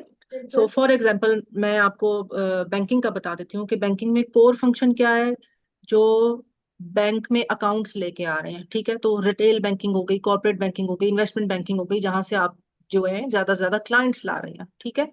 इसके बाद कोर फंक्शन जो हो गया वो फाइनेंस का हो गया। सपोर्टिंग फंक्शन में कैसे आ गए लोग, सपोर्टिंग फंक्शन में आ गए जो आपके डेली की प्रोक्योरमेंट की मुनासिबत से काम करते हैं, जिसमें procurement with respect to things, with respect to furniture, with respect to computers या ये वो सब चीजें, ठीक है। या मार्केटिंग का डिपार्टमेंट आ गया जो कि बैंकिंग में एक बिल्कुल सपोर्टिंग फंक्शन है, बैक एंड पे होता है, जो सिर्फ आपकी छोटी छोटी सी एडवर्टीजमेंट्स बना रहा है, उसका कोई कोर फंक्शन नहीं है, ठीक है ना। अब क्या होता है कि जो HR as a business partner वो ये देखता है कि मैंने जब वर्क फोर्स प्लानिंग करनी है पूरे साल की, तो मुझे बजट कितना दे रहा है फाइनेंस, उस बजट के हिसाब से मेरे जो स्ट्रेटेजिक कोर फंक्शंस हैं उसका हेड काउंट कितना होना चाहिए। वो पिछले 2 या 3 सालों के अपनी सारी स्टडी करते हैं, रिसर्च करते हैं कि उसमें क्या चीज कैसी थी, कौन से रोल्स इंपॉर्टेंट थे, कौन से नहीं, कौन से रोल्स थे जो रिडंडेंट थे उनको खत्म भी करते हैं, ठीक है। नहीं कुछ रोल्स जो इम्पोर्टेंट हैं उनके हिसाब से उनकी वर्कफोर्स प्लानिंग भी होती है कि अब नेक्स्ट ईयर हमने हेड काउंट बढ़ाना है, कम रखना है या स्टेगनेंट रखना है, ठीक है। इसी हिसाब से सॉरी एग्जैक्टली सॉरी आपको मैं सिर्फ एक एग्जांपल मैंने ये पेश की है कि एचआर जो है बिजनेस पार्टनर कैसे साबित हो सकता है कंपनी के लिए। सो बिल्कुल दिस इज आंसर कि किसी भी कंपनी के गोल्स को अचीव करने में जो हेल्प बिल्कुल होती है एचआर की तरफ से, दैट इज अल्टीमेटली जो आप मुझसे कह रही हैं और मैंने भी पहले कहा बिल्कुल है, मैन पावर। वो पहले सबसे पहले जो एचआर मैन पावर की फोरकास्टिंग कर लेता है, और आप उसको वर्क फोर्स प्लानिंग भी कह सकती हैं कि इसको हम ऑलरेडी कल डिस्कस कर चुके थे, इसलिए मैंने ये जी वाली टर्मिनोलॉजी यूज नहीं की, वरना इसके भी क्वेश्चंस पे दोबारा आएंगे तो फिर इस स्लाइड्स को कवर करना मुश्किल है। बिल्कुल बिल्कुल तो ठीक है। जी जी एचआर बिजनेस जो है, यहाँ पे सवाल सिर्फ यही था कि एचआर जो है वो बिजनेस पार्टनर कैसे कंपनी का बन सकता है। तो कंपनी का वो बिजनेस पार्टनर कंपनी एक्सपेंशन में हेल्प करके बढ़ सकता है, मैन पावर प्लान करके बढ़ सकता है, और अगर इन केस राइट कैंडिडेट और उसकी राइट टाइम पे उसकी जो हायरिंग होती है उसको भी इम्प्लीमेंट करके एचआर आप हमारी कंपनी का बिजनेस पार्टनर बन सकता है। I guess it will be clear to everybody. Next is change agent. अच्छा, चेंज एजेंट जो है वो होता है ऑर्गेनाइजेशन में चेंज इंप्लीमेंट करने वाली होती है, ठीक है। अगर ऑर्गेनाइजेशन में मिसाल के तौर पे मैनुअल अटेंडेंस चल रहा है, ठीक है, बहुत सारे जैसे पर्सनल की अगर बात करूं, पहले वाला जो HR था उसमें क्या करते थे लोग, मैनुअली अटेंडेंस डाल लेते थे, उसी पे पेरोल बनता था, उसी पे प्रोसेस। अब कंपनी में हमें कुछ इम्प्लीमेंटेशन करना है, कुछ चेंजेस लानी है, तो उसमें HR की एक और स्ट्रेटेजी हो सकती है कि वो इम्प्लीमेंटेशन मैनुअल को बायोमेट्रिक पे ले आया, फिर उसने HR के डिफरेंट सिस्टम के मॉड्यूल्स ला दिए, उसने प्लानिंग्स के लिए अपनी डिफरेंट KPIs के स्ट्रेटजीज बना लिए।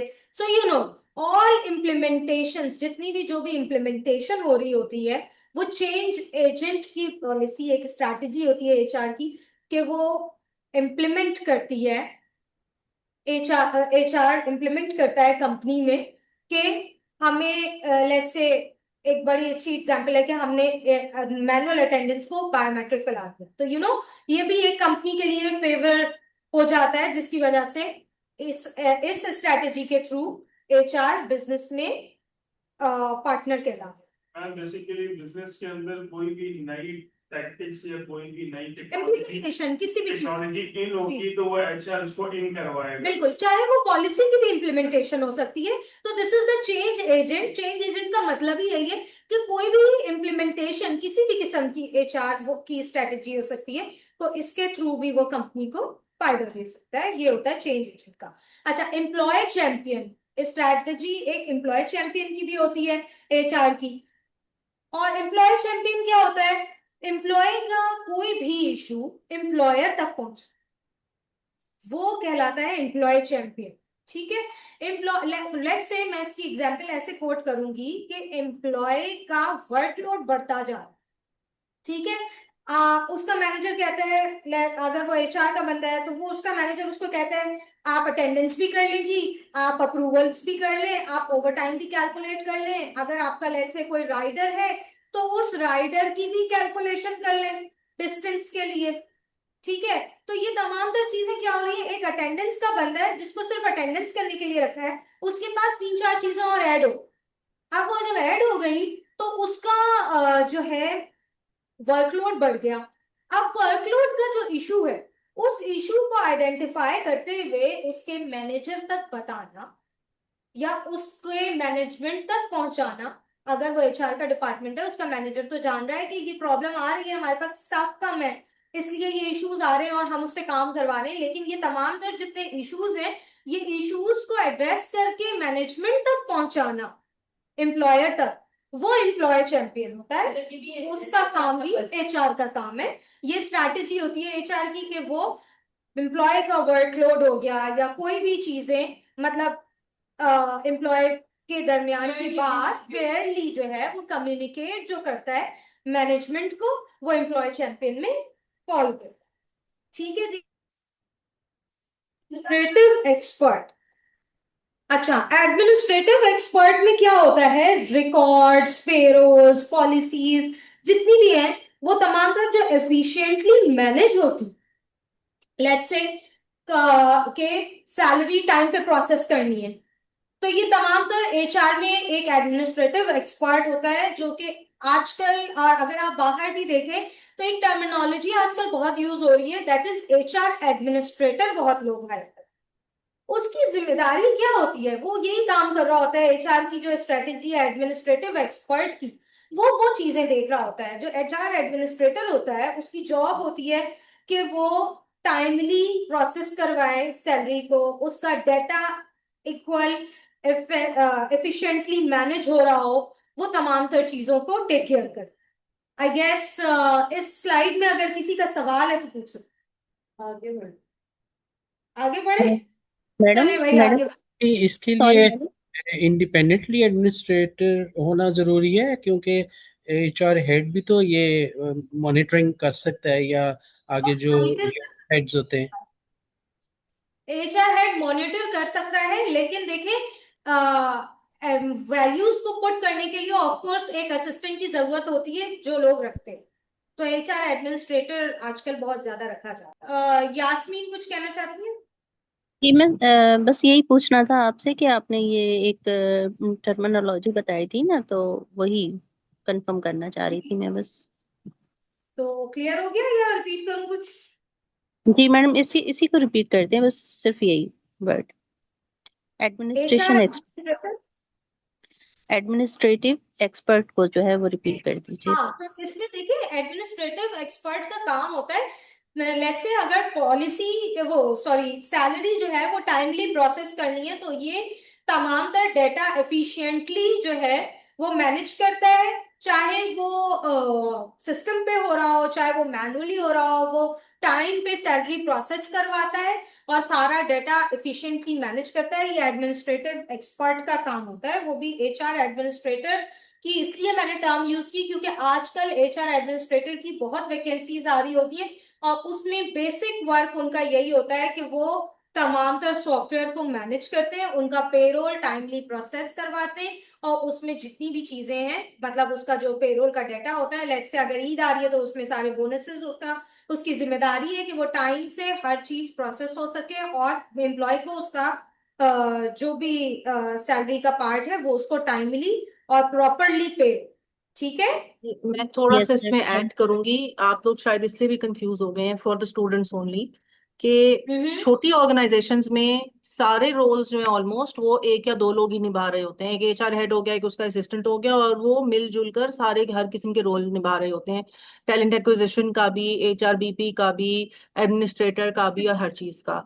लेकिन जो बहुत बड़ी ऑर्गेनाइजेशंस होती हैं, जिस तरह जुबैदास का मैम बता रही हैं कि उनकी बड़ी ऑर्गेनाइजेशन है, ब्रांचेज हैं, बैंक्स हो गए हैं, या मल्टीनेशनल कंपनीज हो गई हैं, नेस्ले हो गई, आपकी यूनिलीवर हो गई, इनके बहुत बड़े बड़े जो हैं वो बहुत ज्यादा क्लाइंट वो एम्प्लॉयज होते हैं, 10,000 15,000 इस तरह से करके।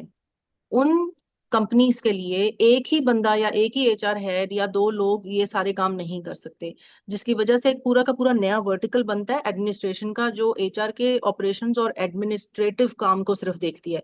वो फिर टैलेंट एक्विजिशन को, रिक्रूटमेंट को, कंप्लायंस को नहीं देखती। वो फिर देखती है सिर्फ ये, जिस तरह मैम बता रही हैं आपको, कि पेरोल बनाना, प्रोविडेंट फंड्स कैलकुलेट करना, कोई रिजाइन कर रहा है तो उसके जाने के बारे में उसके क्या क्या चीजें निकलती हैं वो करना, लोगों की छुट्टियां देखना, बात एडमिनिस्ट्रेटिव आगे काम बहुत सारे के सारे वो देखती हैं। दूसरा बात आगे बहुत निकल जाएगी, हमें हमारे पास टाइम कम है, प्लीज अगर किसी का कोई क्वेश्चन है तो कर लें, फिर उसके बाद हम डिस्कशन के लिए तो बहुत टाइम बाद में बच सकता है। यस मैम, नेक्स्ट टॉपिक ले लें बस। Thank you. Next. Pakistani HR challenges. Pakistan में बेसिकली एचआर चैलेंजेस हमारे पास आ क्या, बीइंग अ एचआर डिपार्टमेंट हमारे पास जो चैलेंजेस हमें फेस करने पड़ते हैं पाकिस्तान में, वो करने पड़ते हैं रिटेंशन का सबसे बड़ा प्रॉब्लम। ठीक है, जो जब देखो अगर आपका कॉम्पिटिटर है वो आपको ज्यादा सैलरी देके बुला लेता है, फिर हम वहां खड़े होते हैं। ठीक है, इसी तरीके से डॉक्यूमेंटेशन प्रोसेस होता है, डॉक्यूमेंटेशन में हमारे एचआर वालों को प्रॉब्लम ये होती है, लोग कहते हैं जी हमारा हमारा ये लेट्स से हमारी एमबीए कंप्लीट है, हमारा बैचलर्स कंप्लीट है, बाद में जब वो देखते हैं उस वक्त तो वो डॉक्यूमेंट्स रख लेते हैं, लेकिन बाद में उनकी डॉक्यूमेंटेशन प्रॉपर नहीं हुई भी होती, या डिग्री कभी कोई जाली निकल आती है या कोई और प्रॉब्लम होती है, तो ये एक बड़े चैलेंजेस हैं पाकिस्तान में। अच्छा, उसके अलावा कंप्लायंस कंप्लायंस का एक बड़ा चैलेंज आ जाता है हमारे पास, हमें तमाम ऑडिट्स तमाम तर चीजें उसके डॉक्यूमेंटेशंस, क्योंकि हमारी जब प्रोसेस नहीं प्रॉपर कंप्लीटली हमारे पास डॉक्यूमेंटेशन फाइल नहीं होती, तो हमारी कंप्लायंस भी सफर करती है। और वो किस तरह सफर करती है कि वो ऐसा होता है कि जब कंप्लायंस के लिए ऑडिट किसी कंपनी का आता है, let's say if I have worked with Shan foods, उसमें हमारे पास डिफरेंट कंपनीज का विजिट होता था, आई हैव वर्क फॉर टिपिट एज वेल, तो हमारी सॉसेस के लिए अक्सर मैकडोनल्ड्स हो गया या डोमिनोज हो गए, या जो लोग हमसे सॉसेस खरीदते थे, हमारे पास उनकी कंप्लायंस, उनके स्टैंडर्ड्स, उनकी ऑडिट्स जो हैं वो विजिट करते थे कि क्या हमने जो बंदे उनके काम करने के लिए रखे हैं वो काम कर रहे हैं, मतलब जो आपने कहा है वो सारे इतने I can say well aware well qualified हैं कि वो अपना काम सही तौर पे अंजाम दें, उनकी सर्टिफिकेशन उनकी एक्सपर्टीज उस डेजिग्नेशन को जो है वो जस्टिफाई करती है या नहीं करती। ये तमाम तर चीजें कंप्लायंस में ऑडिट वाले देख रहे होते हैं। तो इसके लिए हमें डॉक्यूमेंटेशन भी ज्यादातर हमारे लिए एक चैलेंज होता है कि हम एचआर पहले डॉक्यूमेंटेशन उसकी कंप्लीट करें, फिर कंप्लाइंस के लिए एक चैलेंज ये होता है कि वो तमाम तर डॉक्यूमेंटेशन उसकी सही हो, जो कि जब वो कंप्लाइंस विन कर सकता है। और इस तरह कंपनी में ऑर्डर्स भी फिर ज्यादा आते हैं, क्योंकि अगली कंपनी को ये पता होता है कि आप उनके साथ फेयर चल रहे हैं। ठीक है, अब आ जाते हैं स्किल गैप्स पे। स्किल गैप्स क्या करते हैं? स्किल गैप्स वो होते हैं, समटाइम्स हम पाकिस्तान में ये मसला बहुत ज्यादा है कि आपको अभी मैंने लास्ट हायर किया था, हायरिंग के लिए व्हेन आई वाज इन ज़ुबैदास, तो मैं एक डेटा एंट्री ऑफिसर हायर कर रही थी। तो उसकी बड़ी अच्छी सी एग्जाम्पल आप लोगों को समझ आ जाएगा कि जब मैंने उसको देखा तो वो किसी ऐसी यूनिवर्सिटी का नाम नहीं कोट करूंगी, लेकिन वो ऐसी यूनिवर्सिटी से था किसी के, उस पे लिखा हुआ था कि जो है वो किसी इंटीरियर की थी, तो वो वहां से आया था, पास आउट था, and he was software engineer. Okay, तो जब वो सॉफ्टवेयर इंजीनियर क्या आई गेस, जब वो सॉफ्टवेयर इंजीनियरिंग पे जो काम उस पे जब उसने अप्लाई किया मुझे डेटा एंट्री के लिए, मेरे एसोसिएट ने कहा मैडम बहुत अच्छी सीवी है और यह सारे काम करके दे मैम सकती आपकी है। आवाज ठीक है, हेलो मैम आपकी आवाज जो है वो नहीं आ रही, सिग्नल प्रॉब्लम था, इसी को आप रिपीट कर दीजिए। वेट वेट, अब आ रही है? नो मैम अभी भी सही नहीं है, स्किल गैप्स को आप जो वेट है वेट, वो कंटिन्यू करें, लेकिन आवाज का मैम आ प्रॉब्लम आ रही रहा है। है आपकी, अब आ आ रही रही है आवाज। यस मैम, क्लियर है। ऑलराइट। तो कहाँ तक बात आप लोगों तक आई है, या मैं पूरा रिपीट करूं? आपने जुबैदास में कोई जो है डेटा एंट्री के लिए हायरिंग करनी थी, ठीक है। वो सॉफ्टवेयर जो है वो बंदा था। अब आगे आप मुझे हमें बताएं। बिल्कुल। तो सॉफ्टवेयर का जो बंदा था, हमने उसने लिखा हुआ था किसी इंटीरियर यूनिवर्सिटी से था वो, और उसमें आ रहा था जी वो सॉफ्टवेयर इंजीनियर है। तो मैम मेरे आपकी आवाज नहीं आ रही। क्या हो, आई थिंक इनका कोई कनेक्शन इशू है। आवाज मैं आ आई रही है। थिंक आवाज क्लियर है। नहीं, हमें तो बिल्कुल क्लियर आ रही है, प्रॉब्ली आपके सिस्टम का ना मसला हो जी साहब। आवाज यस, हमें नहीं तो जी क्लियर आवाज आ रही स्टक हो रही है। आवाज नहीं, क्लियर आ रही है। आवाज मैडम क्लियर आप है क्लियर आ मैम। रही है? कंटिन्यू तो करो, फिर आप आप लोगों के यस कंटिन्यू पास करो। मैम। मेरा ख्याल है कि आपका इंटरनेट का कोई या माइक का प्रॉब्लम है। आप लोग चेक करें, क्योंकि मेरी तरफ से तो, हमारी तरफ से तो ठीक है, नहीं हमारी तरफ से ठीक है। यस तो मैम यस सब मैम, सही जनाब है। उसने कंटिन्यू। कहा जी, तो उन्होंने कहा, मेरे एसोसिएट ने कहा कि जी आप इनको हायर कर लें। ओके, और क्योंकि ये हम अगर इसको डेटा एंट्री पे सॉफ्टवेयर इंजीनियर, उसको जॉब की भी जरूरत है और वो काम हमें बहुत सारे करके दे सकता है, तो हम उसको आईटी में भी हेल्प के लिए रख लेंगे। जो सॉफ्टवेयर के इश्यूज वगैरह होते हैं बेसिक, वो ब्रांचेस में भी देख लेगा, उसकी सैलरी भी बढ़ जाएगी और हमारे भी बहुत सारे काम हो जाएंगे। मैंने कहा ठीक है, हम इसको बुला लेते हैं। जब हमने उसका इंटरव्यू कंडक्ट करना शुरू किया, यू वोंट इवन बिलीव कि उसको ईआरपी का भी कुछ पता, उसको ईआरपी की एब्रिविएशन नहीं पता थी, वो सॉफ्टवेयर इंजीनियर कैसे बन गया था, आई हैव नो आइडिया। तो इसकी एग्जांपल इसलिए दे रही हूं, this is the skill gap. ठीक है, वो डिग्री तो लेके आ जाता है। पाकिस्तान का सबसे बड़ा चैलेंज जो हमारे पास आ रहा है हायरिंग में, वो डिग्री में, सीवी में तो बहुत कुछ लिखते हैं लोग, और अगर आप उसको बुलाएं तो उसका स्किल गैप आ जाता है। ठीक है, तो ये एक बड़ा चैलेंज है। अच्छा, डिजिटल ट्रांसफॉर्मेशन पे बात करते हैं। एक और चैलेंज हमें फेस करना पड़ता है एचआर को, कि वो है डिजिटल ट्रांसफॉर्मेशन। लेट्स एचआर हमारे पास बहुत माशाल्लाह, हमारे क्वालिफाइड एचआर हेड्स बैठे हुए हैं, they are like 65 70s 55 60s में हैं, जो कि ऑल्दो रिटायरमेंट के करीब पड़ रहे हैं, या रिटायरमेंट से आगे भी काफी सारे बैठे लोग होते हैं। और सिर्फ एचआर की बात नहीं है, बहुत सारी इंडस्ट्रीज हैं, जैसे बैंकिंग में भी होता है बहुत सारे।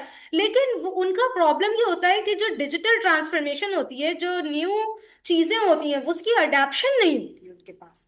तो ये एक एचआर का बड़ा प्रॉब्लम होता है कि अगर वो कोई, लेट्स से किसी एचआर का वीपी रख लेता है, तो क्योंकि उसको बहुत ज्यादा एक्सपीरियंस तो चाहिए होता है, अब वो जितने एक्सपीरियंस लेके आता है लेकिन उसमें डिजिटल ट्रांसफॉर्मेशन उसने अपनी पास्ट में नहीं की हुई होती, क्योंकि वो उसका एज गैप आ जाता है और वो उस टाइम पे नहीं होता और इस टाइम पे ये चीजें हैं। तो वो ट्रांसफॉर्मेशंस का बड़ा चैलेंज होता है एचआर के पास, कि अगर हम ज्यादा सीनियर आदमी देखते तो उसको टेक्नोलॉजी की अवेयरनेस का बड़ा प्रॉब्लम आ जाता है। तो that is called digital transformation. Compliance is very simple. देखिए, किसी भी कंपनी को अगर आप हायर कर रहे होते हैं, या किसी कंपनी का, आई कैन से मैं एक ऐसी कंपनी हूँ जो सॉसेस बनाती हूँ, ठीक है। सॉसेस मैं बनाती हूँ और मेरे पास आप है मैकडोनल्ड्स। तो आपके सर्टेन क्राइटेरिया होंगे कि आप देखेंगी ना कि आपका कलर्स की विस्कोसिटी सब कुछ चेक करना होगा। ठीक है, आप ऐसे कोई भी, आपका इतना बड़ा ब्रांड चल रहा है तो आप ऐसे कोई भी चीज मुझसे नहीं लेंगी। आप हर चीज अपनी स्टैंडर्ड्स के मुताबिक रखेंगी। तो उसमें स्टैंडर्ड्स में डिफरेंट वो होते हैं, आईएसओ हो गया, या सर्टिफिकेशंस मांगते हैं लोग कि भाई जैसे कोई टीचर आ रहा है तो उसके लिए जरूरी है ना कि वो खुद कंप्लीट हो गया है। सॉरी, बहुत सारे होते हैं। तो उसको कहते हैं कंप्लायंस, ठीक है। वो तारीख, यस, ये कंप्लायंस आपने कंप्लीट करनी, ठीक है। वो कंप्लायंस की रिपोर्ट बन रही होती है, उसके ऑडिट्स होते हैं। तो ये चैलेंजेस होते हैं जो कि डॉक्यूमेंट्स अगर कंप्लीट ना हो तो ये कंप्लायंस भी बड़ा चैलेंज बन जाता है एचआर के लिए पाकिस्तान में। अच्छा जी, अब आगे चलते हैं। ग्रुप एक्टिविटी, इस पे कोई सवाल तो नहीं है ना? फिर मैं ग्रुप एक्टिविटी पे जाऊंगी।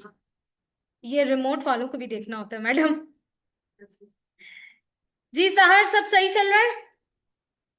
Yes ma'am, yes ma'am. ठीक है। अच्छा, ग्रुप एक्टिविटी पे आ जाते हैं। Organisations HR structure. अच्छा, इसमें क्योंकि मेरे पास अभी मैंने स्लाइड में कोई ऐसा नहीं डाला है, इसमें आप ऑर्गेनोग्राम भी ऐड कर सकते हैं। अब ऑर्गेनोग्राम क्या होता है? ऑर्गेनोग्राम में कंपनी में की तमाम तरह हायरार्की डिफाइन की जाती है। अगर आप लोगों के पास मोबाइल है तो ये एक्टिविटी है, जल्दी से अपना फोन खोलें और उसमें गूगल में जाके अपनी अपनी कंपनी भी ना देखें, आप एक बेसिक रिसर्च मारें ऑर्गेनोग्राम की, तो आप लोगों के पास चार्ट सामने आ जाएगा। इसमें हायरार्की फॉलो होती है, पहले सीईओ, फिर डायरेक्टर, फिर HR manager, finance manager and different managers और एचओडीज, ठीक है। तो इसमें आपको आइडिया होगा ऑर्गेनोग्राम क्या और किस तरह से बना हुआ है। यहां पे मैं आपको दिखा भी देती हूँ, आई गेस मेरे पास अगर चल रहा हो। तो मिस ये पूरी ऑर्गेनाइजेशन का हमने दिखाना है या जस्ट एचआर डिपार्टमेंट का? नहीं नहीं, दिस इज लाइक, मैं आपको एक समझाने के लिए कह रही हूँ। ऑर्गेनोग्राम वैसे भी एचआर ही की तरफ से आता है। तो जब आप कंपनी ज्वाइन करते हैं तो वो ऑर्गेनोग्राम आपका कंपनी का पूरा स्ट्रक्चर होता है, वो आप अपनी कंपनी का अभी बनाएंगे, इसलिए मैंने आपको ये ऑर्गेनोग्राम देखने के लिए कहा है कि जब आप ऑर्गेनोग्राम देखेंगे तो आपको हायरार्की समझ आ जाएगी कि किस तरह हायरार्की डिफाइन होती है। ये ऑर्गेनोग्राम बनाने का मेरी स्क्रीन शेयर हो रही है जनाब आप लोगों से? यस मैम, हो रही है। Yes ma'am. जी सादिया कुछ कहना चाहती हैं? रिमशा, सादिया। मैं ये पूछना चाह रही हूँ, ऑर्गेनोग्राम बनाने के लिए सबसे अच्छा सॉफ्टवेयर कौन सा? जैसे एक तो हम विजियो यूज करते हैं, इसके अलावा भी कोई है? डिफरेंट सॉफ्टवेयर हो सकते हैं, you can take help from AI, क्योंकि मैंने ऑर्गेनोग्राम हमेशा अपने हिसाब से खुद बनाया है, तो मैंने कभी किसी सॉफ्टवेयर को फॉलो नहीं किया। अगर आपको हेल्प चाहिए so you can take help through AI, इसमें कोई ऐसा मसला नहीं है। और फिर इसका जो है टेम्पलेट ऑर्गेनोग्राम का सही बन जाता है? बिल्कुल बन जाता है, बिल्कुल बन जाता है। ठीक है जी, ये यस मैम, सॉरी। क्लियर। अच्छा, अब अपनी अपनी कंपनी का आप लोगों ने ऑर्गेनोग्राम खुद बनाना है। आप लोगों को पता होगा कि आपकी कंपनी में कौन कौन लोग हैं, लाइक फाइनेंस का डिपार्टमेंट है, मार्केटिंग का डिपार्टमेंट है। अच्छा, मैं ये आपको कंफर्म कर दूं कि जो टॉप लाइन होगी वो सीईओ या एमडी ही होगी, जो कि रिपोर्टिंग लाइन होगी। उसके अंडर में फिर आप एचआर मैनेजर फर्स्ट साइड पे डाल सकते हैं, सेकंड आप डाल सकते हैं फाइनेंस मैनेजर और फाइनेंस एचओडी या एचआर एचओडी, उसके बाद मार्केटिंग डाल सकते हैं, प्रोडक्शन आ सकता है, सेल्स आ सकती है। ये आप अपने हिसाब से अपनी अपनी कंपनी का स्ट्रक्चर डेवलप कर सकते हैं, ठीक है। And this is the structure. ये आपका सीओ हो गया, यहाँ डिफरेंट आपने एचओडी डाला, एचओडी के नीचे जो असिस्ट करता है आपने उसका नाम डाला। फिर इसी तरीके से दूसरा डिपार्टमेंट है, उसके अंडर में जितने लोग हैं उस हिसाब से आपने बना लेना है। फिर तीसरा डिपार्टमेंट आपने डाला, फोर्थ डिपार्टमेंट डाला, तो आई कैन सी के एवरीबडी कैन गेट दैट। इसमें कोई रॉकेट साइंस नहीं है। Am I right? कोई मसला तो नहीं है? No ma'am. No ma'am. ठीक है, अब हम नेक्स्ट, एक तो ये आपकी एक्टिविटी है और ये आपने अपनी अपनी कंपनी का मैप करना है। आप चाहें गूगल से हेल्प ले सकते हैं, क्योंकि जब आप किसी कंपनी के लिए भी काम करने बैठेंगे तो you will take help through AI और गूगल। दैट्स फेयर एनफ, कोई प्रॉब्लम नहीं है, लेकिन चीज आपकी सही बननी चाहिए। मैनेजमेंट को गलत चीज कम्युनिकेट नहीं करना है। इसके लिए आप चाहें तो अपनी गूगल के लिए गूगल से भी हेल्प ले सकते हैं और आप एआई से भी हेल्प ले सकते हैं, इसमें कोई मसला नहीं। यू गाइज हैव 10 मिनट्स और करके आप लोग मुझे बता सकते हैं, या फिर बल्कि आप मुझे सेंड कर सकते हैं ग्रुप में, आई कैन सी दैट, और मैं उस पर आंसर कर दूंगी किसका क्या सही है उसमें क्या गलत है। देन वी कैन टॉक, क्योंकि अभी मेरे पास टाइम कम है, 5:30 बज रहे हैं और आधे घंटे में मुझे दूसरी एक्टिविटी भी देखनी है, फिर केस स्टडी भी हम लोग को डिस्कस करना है, और फिर हमने की टेकअवेज भी देखने हैं। So I don't have much time. Miss, आपकी अस्सलाम वालेकुम। ऑर्गेनोग्राम वाली एक्टिविटी हमें एज एन होमवर्क दे दें so that we can submit it by बिल्कुल टुमारो सादिया, आप कर और लें, टुनाइट। होमवर्क कर लें, मैम मी अस्सलाम वालेकुम। ऑल्सो। कोई मसला नहीं है। आप लोग होमवर्क कर लें, फिर आप शेयर कर सकते हैं, कोई मसला नहीं। Sure ma'am, sure ma'am. Ma'am मेरा पिक्चर एक कर क्वेश्चन है। जी जी जी। मैम अभी मैं ग्रुप ऑफ कंपनीज में काम कर रही हूँ, मीन्स के हेड ऑफिस में। तो ऑलरेडी ओके, हमारा ऑर्गेनाइजेशनल चार्ट बना हुआ है, बट हमारी वेरी 3 गुड। डिफरेंट कंपनीज हैं। तो उनका क्या अलग से हम बनाएंगे? जस्ट एक लाइक माइनिंग की कंपनी है, तो उसका क्या हम अलग से बनाएंगे, या हेड ऑफिस का जो ऑर्गेनाइजेशनल चार्ट बना हुआ है उसी में ही हम उसको ऐड करेंगे? नहीं नहीं नहीं, वो जो आपका देखिए, अगर वो ग्रुप ऑफ कंपनीज है, उस कंपनी की अपनी आइडेंटिटी है, बिल्कुल। इंटेंटिटी है, तो आप उसको अलग कर सकते हैं। अदरवाइज जो पेरेंट कंपनी है, जो वो यस कह मैम। रही है वैसी होगा, तो उसी का ऑर्गेनोग्राम हर कंपनी फॉलो करेगी। ठीक है, थैंक यू। इनका सवाल ये था कि जैसे एक बड़ी पेरेंट कंपनी होती है, उसकी सब्सिडरीज भी होती हैं, कुछ ग्रुप ऑफ कंपनीज होती हैं, तो वो ये कह रही है कि जो ऑर्गेनोग्राम है वो दूसरी कंपनीज का भी बनेगा। सो आई सेड नो, जो पेरेंट कंपनी है उसकी ऑर्गेनोग्राम को बाकी भी लोग फॉलो कर। ठीक है जी। अच्छा, नेक्स्ट उस पे आ जाते हैं। कोई भी प्रॉब्लम हो आप लोग पूछ सकते हैं, I will be available on phone. तो इसका आपकी ग्रुप एक्टिविटी का आप लोग मुझे शेयर कर सकते हैं। केस ग्रुप सेकंड जो है वो एक्टिविटी पे देखते हैं। अगर इस दरमियान में किसी ने बना लिए तो मुझसे शेयर कर लें आप। ऑर्गेनाइजेशन एचआर स्ट्रक्चर किसी ने बना लिया है तो वो मुझसे शेयर कर सकता है। इसमें कोई सर्विस कंपनी या एनजीओ इस टाइप का भी हम कर सकते हैं इस पे वर्किंग? सॉरी, जी बिल्कुल, एनजीओ के लिए भी आप बना सकते हैं। देख, ये तो एनजीओ भी एक ऑर्गेनाइजेशन है ना, नॉन प्रॉफिट ऑर्गेनाइजेशन जी जी कहलाती जी। है एनजीओ। या कोई तो ट्रस्ट या फाउंडेशन या सर्विस ओरिएंटेड कंपनी? हर इंडस्ट्री का ऑर्गेनाइजेशन स्ट्रक्चर बन सकता है सर, क्योंकि हर इंडस्ट्री में आपके पास एचआर होता है, फाइनेंस होता है, मार्केटिंग होता है, प्रोडक्शन होती है, ये बेसिक चीजें हैं, सेल्स होती है। तो 4-5 चीजें ऐसी होती हैं जिसके बगैर कंपनी नहीं बन पाती, तो उसके आप स्ट्रक्चर्स बना सकते हैं। और ये बहुत सिंपल सी बात है। ऑर्गेनोग्राम हायरार्की डिफाइन करता है कि हम उसमें बता रहे होते हैं कि इस बंदे को, लाइक सीईओ को एचआर का एचओडी रिपोर्ट कर रहा है, उसके बाद रिपोर्टिंग हायरार्की एचआर मैनेजर को क्या होगी, उसका एएम करेगा, उसके बाद एसोसिएट्स करेंगे। तो ये हम राइट डाउन करते हैं। और इसी तरीके से एचआर क्या करता है कि तमाम तर अगर उसके पास लेट्स से किसी कंपनी में सप्लाई चेन का डिपार्टमेंट नहीं है, लेकिन वो सप्लाई चेन का डिपार्टमेंट उस ऑर्गेनाइजेशन में आ सकता है, तो एचआर फ्यूचर का फोरकास्ट भी अपने उस ऑर्गेनोग्राम में ब्लैंक जगह छोड़ के XYZ के हिसाब से डाल सकता है कि ये वाला डिपार्टमेंट हम फ्यूचर में देखते हैं कंपनी के पास आएगा, तो उसमें हमारे पास इन इन लोगों की हायरिंग जरूरी है, तो वो भी ऑर्गेनोग्राम का पार्ट हो सकते हैं। ठीक है, थैंक यू। फ्यूचर फोरकास्ट भी कर सकते हैं। जी जी, ठीक है, आगे बढ़ूं? जी प्लीज। अस्सलाम वालेकुम जी आसिम।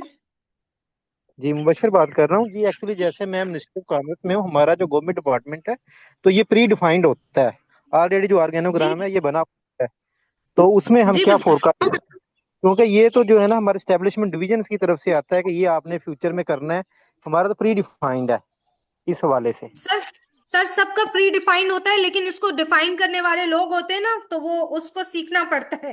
तो आपको यस इसलिए यस मैम। बताया जा रहा है कि अगर कल आपसे कोई बात पूछी जाए तो आप को एज अ एचआर पर्सन आपका ऑर्गेनोग्राम डिफाइन करना बनाना आना चाहिए। एग्जैक्टली। और क्योंकि इस कोर्स थैंक की हमारी कोशिश ये है कि प्रैक्टिकली आप लोग कहीं जाएं तो इतने काबिल हों कि आप लोग अपना काम खुद डिलीवर कर सकें, आपको किसी और बंदे की असिस्टेंस की जरूरत ना पड़े। ओके, थैंक ठीक है सर, वेलकम। यू। अच्छा, अब हम आते हैं सेकंड एक्टिविटी के लिए। ये भी बड़ी आसान सी एक्टिविटी है जी, ग्रुप एक्टिविटी 2। हमारे पास अगर लास्ट में टाइम बचेगा तो कोई भी मुझे शेयर कर सकता है, ठीक है, अपना ऑर्गेनोग्राम भी और ये ग्रुप एक्टिविटी 2 भी। अच्छा, ग्रुप एक्टिविटी 2 में हम ये कराएंगे कि एम्प्लॉय लाइफ साइकिल का फ्लो चार्ट। आप लोग एक काम करें कि मुझे एम्प्लॉय लाइफ साइकिल का, रिमोट में कितने लोग हैं, 3-4 लोग जो हैं मिलके एक स्ट्रक्चर ऑर्गेनोग्राम मुझे शेयर कर लें, और कुछ लोग ऑन साइट आप तीनों चारों मिलके एम्प्लॉय लाइफ साइकिल का फ्लो चार्ट बना दें। एम्प्लॉय लाइफ साइकिल हम ऑलरेडी पढ़ चुके हैं, रिक्रूटमेंट, अट्रैक्शन, वैकेंट पोजीशन से लेके सेपरेशन तक का जो अमल है वो एम्प्लॉय लाइफ साइकिल है जो हमने पढ़ा है। आप लोगों ने हेल्प लेनी है तो आप लोग ले सकते हैं, अदरवाइज स्टेप्स कंप्लीटली डिफाइन है हमारी एम्प्लॉय लाइफ साइकिल की स्लाइड में, उसको आपने सिर्फ टेबल में पुट अप करना है 1 बाय 1। तो कर लें जरा जल्दी से, ये तो फौरन हो जाएगा, 5 मिनट्स में हो जाएगा। प्लीज आप लोग करना शुरू करें, रिमोट वाले स्टूडेंट्स भी प्लीज जरा सा पार्टिसिपेंट्स मेरा आप लोग साथ दें, ताकि मुझे भी पता चले कि मैंने इतना कुछ बताया है तो किसी को कुछ समझ आया है या नहीं आया है। First step employ life cycle का रिक्वेस्ट होता है, सेकंड स्टेप होता है recruit, third select, fourth hire, fifth onboarding, six performance, seven development, eight retention and nine separation कह लें या एग्जिट कह लें। This is the complete employ life cycle you can put in the Interview table. and offboarding. You can see like this, ma'am. यस, Exit interview and boarding भी कर सकते हैं लास्ट में।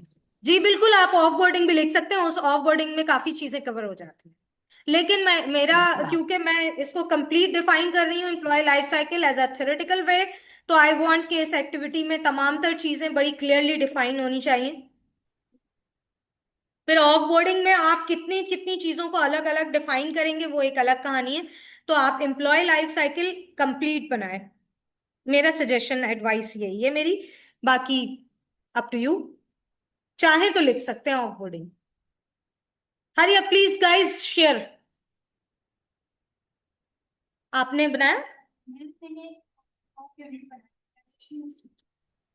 मैम स्क्रीनशॉट ले सकते ऑर्गेनाइजेशन हैं। स्ट्रक्चर बना लिया इन्होंने, लाइए दिखाइए। Ma'am show please. बिल्कुल सही बनाया है, इन्होंने बना लिया है जी। आई गेस मेरा कैमरा नहीं चल रहा है, आप लोगों के पास मेरी वीडियो आ रही है? नहीं मैम। सॉरी। जिन मैम नो ये कहाँ मैम। पे बजी? मैंने आपको ना व्हाट्सएप कर दिया है। मैम ग्रुप में सेंड कर रहे हैं अब हम। आ रही है? नो मैम, जस्ट आवाज आ स्टिल रही है नॉट, आपकी। Still not ma'am. Still, but अब मैं आप लोगों को कैसे वो करूं? ग्रुप में शेयर बट कर दें मैम, मैम ग्रुप वेट, में कर दें और जी वी विल बिल्कुल, ऑल्सो सेंड ग्रुप द में ग्रुप। मिस मैंने आपको व्हाट्सएप भी किया है, सो प्लीज आप उसको भी चेक कर मैं लीजिएगा। देख लेती हूँ। अब आ रहा है ना आप लोगों के पास? ये देखे भाई, इन्होंने मुझे ये शेयर कर दिया है बना के। क्या नाम है आपका? हुमैरा ने शेयर किया है। मैम हम भी स्क्रीनशॉट आपको नजर आ ग्रुप रहा में है? सेंड। बिल्कुल, मैं स्क्रीनशॉट, हुमैरा आप प्लीज शेयर कर दीजिएगा, ठीक है? और इसको प्रॉपर आप टेबल तस्वीर सेट विजिबल कर नहीं है। सकते हैं। वेट वेट वेट, ये लीजिए, सॉरी जी। इसको आप चाहें तो एम्प्लॉय लाइफ साइकिल के बहुत अच्छे अच्छे जो है वो चार्ट्स, वो टेबल के थ्रू जो है वो उन्होंने बताए हुए हैं। गूगल में बहुत सारी पिक्चर्स हैं, एआई कर यस सकते हैं, मैम, टेबल के थ्रू भी से हैं। निकाल सकते हैं। यस, टेबल में पुट अप कर सकते हैं और बहुत अच्छा साइकिल बनता है इसका, वो आप बनाएं और अट्रैक्टिव सा शेयर करें। मैम मैंने बनाया है ऑर्गेनोग्राम, नाम वो अपने के सहर, साथ शेयर करते हैं। यास्मीन आपने बनाया है? जी मैम, ऑर्गेनोग्राम बनाया है, मैं आपसे शेयर कर रही हूँ। श्योर, आप मुझे शेयर कर दें, मैं इसको देख के आंसर कर लूंगी। जी जी मैम। अब हम यास्मीन एम्प्लॉय लाइफ साइकिल पे पहुंच गए। जरा सा फास्ट कर लें स्पीड को अपनी। एम्प्लॉय लाइफ साइकिल जी मैम। देखना है आपको तो मैं गूगल पे आपको यहाँ पे भी दिखा सकती हूँ। जी मैम, दिखा दीजिए मैम। जी जी, मैं बिल्कुल दिखा देती हूँ। Employ life cycle in HR, ये लीजिए जी। सिंपल मैंने वो करा है, कुछ भी नहीं। दिस इज लाइक, देखें इन्होंने 7 में डिफाइन किया हुआ है। ठीक है, इमेजेस पे चले जाते हैं हम, so we can find it out. ये आ गया हमारे पास, ये आ रही है, ठीक है। ये एम्प्लॉय लाइफ साइकिल आ रही है हमारे पास कंप्लीट। अट्रैक्शन जो है, जी अट्रैक्शन कहते हैं वैकेंसी। जब आप वैकेंट पोजीशन ओपन करते हैं, वो वैकेंट पोजीशन का जो पार्ट है वो उन्होंने अट्रैक्शन से दिया हुआ है यहाँ पर, यस मैम। ठीक है। एक रिक्रूटमेंट दिया हुआ है, फिर onboarding, development, retention and suppression, ठीक है। Yes ma'am. एग्जिट होगा, सेपरेशन एग्जिट होता है, ठीक है जी। अब हम आगे चले। सबने कुछ ने बनाया बनाया है नहीं, है बड़ा सिंपल है। सर्कल करके 1 2 3 4 करके आप लोग पार्ट दे सकते हैं, इसमें कोई यस इतना मैम। मुश्किल काम। मैम आप आई थिंक आप कंटिन्यू करें। वैसे तो ये बहुत इजी है, बनाया हुआ है, हम आपको सेंड कर रहे हैं क्योंकि बस टाइम भी नहीं बिल्कुल है ठीक ना। है। मैं, हाँ जी बिल्कुल, अब मेरे पास बहुत कम टाइम रह गया है। आप लोगों के साथ टाइम इतनी स्पीड से गुजरता है। Very good. क्या नाम आपका? मरियम ने बना लिया। मरियम प्लीज आप शेयर कर दीजिए, ठीक है। Very nice. ऑर्गेनोग्राम अच्छा, मैंने ये भी बना हमारी लिया ग्रुप लेकिन एक्टिविटी हो गई, वो ग्रुप पेज एक्टिविटी नहीं 2 खुल रहा। हो गई। अच्छा जी, अब हम आ जाते हैं केस स्टडी डिस्कशन पे। ये लास्ट हम करेंगे, 1 मिनट रुक जाए, हम जरा की टेकवेज ले लेते हैं। की टेकवेज में कोई अपना पार्ट अगर करना चाहे शेयर तो कर सकता है। HR इज स्ट्रैटेजिक, ये तो बहुत हम कर चुके हैं, बात कर चुके हैं बहुत सारी। इस मामले में कोई कुछ कहना चाहेगा? देखें, आई गेस मैं आप लोगों को क्लियर कर देती हूँ एक दफा। इस तमाम तर ये कल के और आज के सेशन का ये कंप्लीट एक लास्ट की टेकवे हम ले रहे हैं, और उसमें है HR इज स्ट्रैटेजिक। हमने ये देखा कि इस पूरे सेशन में कि HR एक स्ट्रैटेजिक वे में काम कर रहा होता है। लेट्स से, जैसे अगर कंपनी कोई न्यू सॉफ्टवेयर लॉन्च कर रही, HR ट्रेनिंग भी प्लान करेगा। HR उसकी एम्प्लॉयमेंट के लिए तमाम तर, मतलब जैसे उसका जो ऑपरेशन वाला बंदा है वो भी हायर HR ही करेगा। तो this is like HR completely responsible होगा कि कंपनी को अगर उसने न्यू सॉफ्टवेयर लॉन्च कराना है तो उस HR इसमें हेल्प कर रहा होगा स्ट्रैटेजिक वेज में, ठीक है। एक और वे और हो सकता है जो कि हम पिछले में कर चुके हैं, गोल्स जो भी मैन पावर कैलकुलेशन वगैरह है वो भी एचआर कर सकता है। तो एचआर इज स्ट्रैटेजिक, एचआर हमारा स्ट्रैटेजिक है और स्ट्रैटेजी हम पीछे पढ़ के आ रहे हैं, ठीक है। दूसरा है पीपल ड्राइव बिजनेस। एचआर की एक और क्वालिटी है कि पीपल ड्राइव बिजनेस होता है। लेट्स से अगर कस्टमर सर्विस की टीम अगर वो अच्छी होगी तो कस्टमर हैप्पी रहेगा, ठीक है, और वो फिर दोबारा रिपीट होगा तो बिजनेस बढ़ेगा। तो एचआर इसमें कस्टमर सर्विस के अच्छे लोग हायर करके पीपल ड्राइव बिजनेस में भी आ सकता है, ठीक है। अच्छा, एचआर एक और काम करता है, वो लाइफ साइकिल, इसकी जो थिंकिंग मैटर करती है, एचआर की जो लाइफ साइकिल की थिंकिंग मैटर का ये कह रहा है। इसका मकसद ये है कि पिछली जो एचआर की लाइफ साइकिल की जो थिंकिंग थी कि ये एम्प्लॉय सिर्फ एक कॉस्ट है, लाइबिलिटी है, तो एचआर की आज की थिंकिंग जो आई है कि एम्प्लॉय एसेट है, तो उस थिंकिंग ने कंपनी को कैसे हेल्प की, वो कैसे हेल्प की कि अगर एम्प्लॉय को हमने एसेट समझा तो एम्प्लॉय ने परफॉर्म अच्छा किया, उस परफॉर्मेंस के थ्रू कंपनी ने ग्रोथ ली, ठीक है जी। तो ये हमारे की टेकअवेज थे। अब हम आ जाते हैं केस स्टडी पे। एक कंपनी है वो फेस कर रही है हाई टर्नओवर रेट, ठीक है। What HR should do, this is the question. एसन कुछ सवाल पूछना चाहते हैं?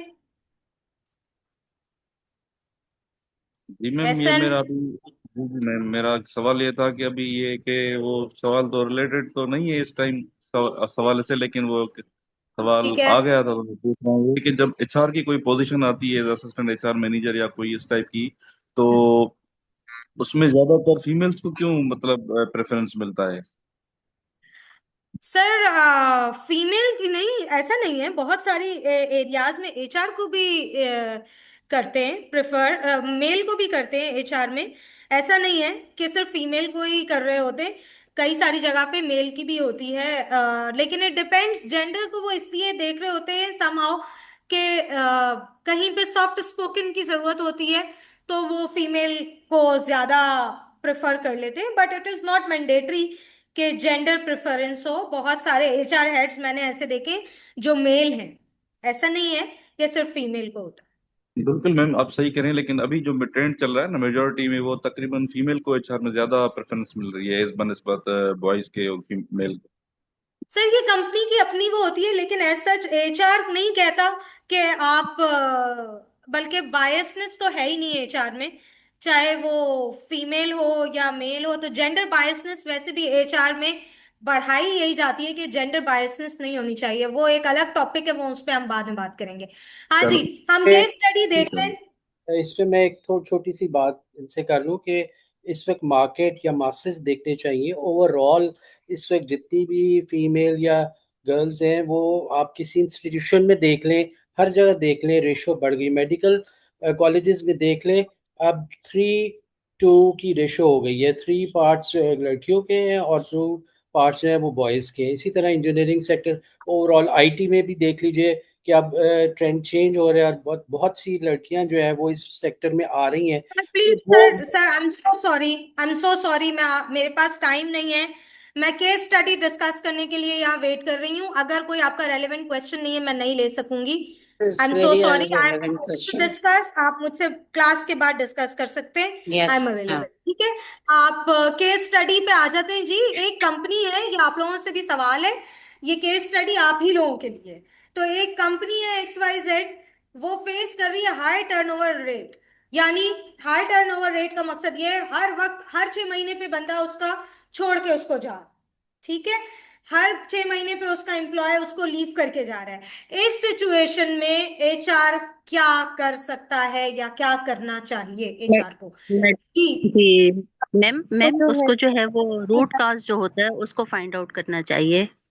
रूट सबसे काज पहले मैम, सबसे पहले एम्प्लॉय का सर्वे करना चाहिए, उनका फीडबैक इतना ज्यादा क्यों इन एंड आउट हो रहा है कंपनी के अंदर। दूसरा ये कि उनकी ट्रेनिंग्स और स्किल्स के ऊपर फोकस करना चाहिए, जहाँ पे एम्प्लॉय उनका एंगेजमेंट पे भी मैम, करियर डेवलपमेंट पे भी करना चाहिए। जी एग्जैक्टली। रूट काज जो है, yes sir madam one word answer दें, बाकियों को भी मौका दें। जी मैम ज्यादातर सैलरी इशू होता है। मैम रोड कॉज पता चलेगा उसके बाद ही सोल्यूशन निकाल पाएगा ना एचआर। ठीक है जासा एम्प्लॉय जासा कल्चर, ओके थैंक यू जी ऑर्गेनाइजेशन कल्चर को भी देखना चाहिए। सॉरी ऑर्गेनाइजेशन कल्चरल को भी देखना चाहिए। कल्चर पे बिल्कुल डिपेंड ठीक करता है कि बिल्कुल सही है जी अच्छा जी ऐसे जी जिसरा जी बोलना चाह मैम। रही है जी मैं जल्दी से बोलूंगी, एक सेंटेंस बोलूंगी, एक वर्ड में तो मेरा पूरा नहीं होगा। सो बेसिकली सिर्फ कल्चर को या सिर्फ रिवॉर्ड सिस्टम को या सिर्फ आप अप्रेजल सिस्टम को नहीं देखेंगे, इसमें यहाँ पर डेटा एनालिसिस कंप्लीट आ जाता है कि आया बिल्कुल किसी एक डिपार्टमेंट में किसी एक फंक्शन में बहुत ज्यादा एट्रिशन है या ओवरऑल पूरी कंपनी में एट्रिशन है, फिर उसके हिसाब से आपकी पूरी की पूरी स्ट्रेटजी जो है वो फॉर्मुलेट होती है। अगर एक बिल्कुल सही डिपार्टमेंट का है तो उसका सर्वे करना, हर डिपार्टमेंट का भी हर फंक्शन का नहीं भी मैडम एक अलग से सवाल कल्चर है होता है। हमारे हर 6 महीने पे अगर बंदा जा रहा है तो हमें तो पहली फुर्सत में रैपिड एक्शन कोई एक करना पड़ेगा ना। उस कंडीशन में एचआर को क्या रैपिड एक्शन करना चाहिए? एक रैपिड एक्शन बता दीजिए प्लीज। सैलरी बढ़ा दें। Data analysis, no, it's complete data okay analysis. Good enough next. और मिस अगर रेजिग्नेशन किसी बंदे की वजह से है तो उस बंदे को निकाल दें, सबसे अच्छा। नहीं नहीं नहीं ऐसे नहीं है ना, वो आपने सवाल नहीं समझा। जी मेरी नहीं आवाज आ नहीं रही है? की वजह फीडबैक देना इम्प्रूव चाहिए। तो मैनेजमेंट हर प्रैक्टिस एम्प्लॉय मैम। कंपनी के सारे वो फेस एम्प्लॉय कर रहे हैं तो हेलो मैम। वेट प्लीज हाँ डिपार्टमेंट में हेलो ज्यादा मैम। turnover है, for example। हाँ पूरी अगर ओवरऑल ऑर्गेनाइजेशन में तो वही बात है कि सैलरी का या कोई और बेनिफिट्स कम हो सकते हैं या कंपनी बिजनेस का भी हो सकता है इसके अंदर। बिल्कुल बिल्कुल हो सकता है, मैं तो सिर्फ क्वेश्चंस प्रेमिसेस कंपनी बिल्कुल हेलो मैम। बिल्कुल ठीक है। हेलो मेरी आवाज आ हाँ रही जी है? हाँ जी हाँ जी बोले बोले बोले।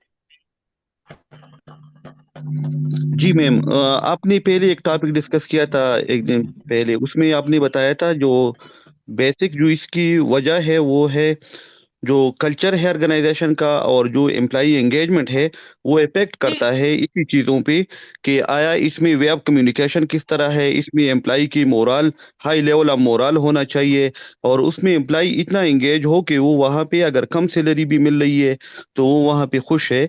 एम्प्लॉई की सेटिस्फेक्शन पे डिपेंड करता है ये चीज़ें। अगर एम्प्लॉई आपके पास सेटिस्फाइड है और दो किस्म की इसकी जो मेन वजह है, एक एक्सटर्नल एक इंटरनल। एक्सटर्नल वजह तो ये है कि वहाँ पे मार्केट की आपको देखना पड़ता है और इंटरनल ये है कि जो आपकी कल्चर वे ऑफ कम्युनिकेशन और एम्प्लॉई एंगेजमेंट है, तो यही वजह है जिसकी वजह से आपकी एम्प्लॉई की जो अनसेटिस्फेक्शन है वो रेशो बढ़ जाएगा। बिल्कुल सही है। और कौन कहना चाह रहा है कुछ? हाँ जी मैडम, एम ऑडिबल? जी जी बिल्कुल सर।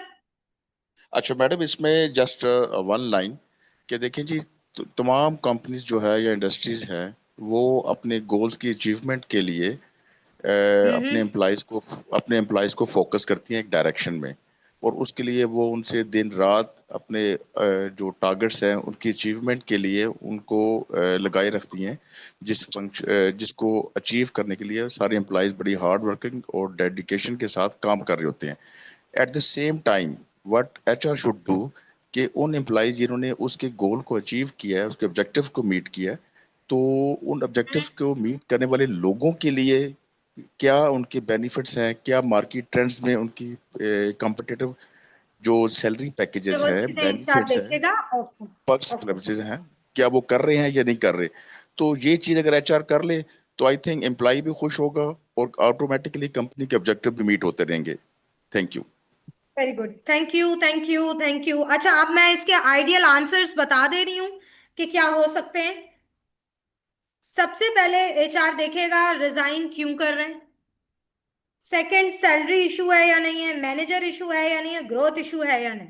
ये बेसिक 4 चीजों को डेटा एनालिसिस को करके एचआर इस चीज को रिटेंशन को अपनी कंटिन्यू कर सकता है और अपने हाई टर्नओवर रेट को होल्ड कर सकता है, अपने एम्प्लॉय की रिटेंशन को बढ़ा सकता है। मेरा ख्याल है कि ये एचआर का कल का और आज का सेशन सबको अच्छा लगा होगा। अगर कोई मसला है तो आप मुझसे पूछ सकते हैं, कोई क्वेरी है तो।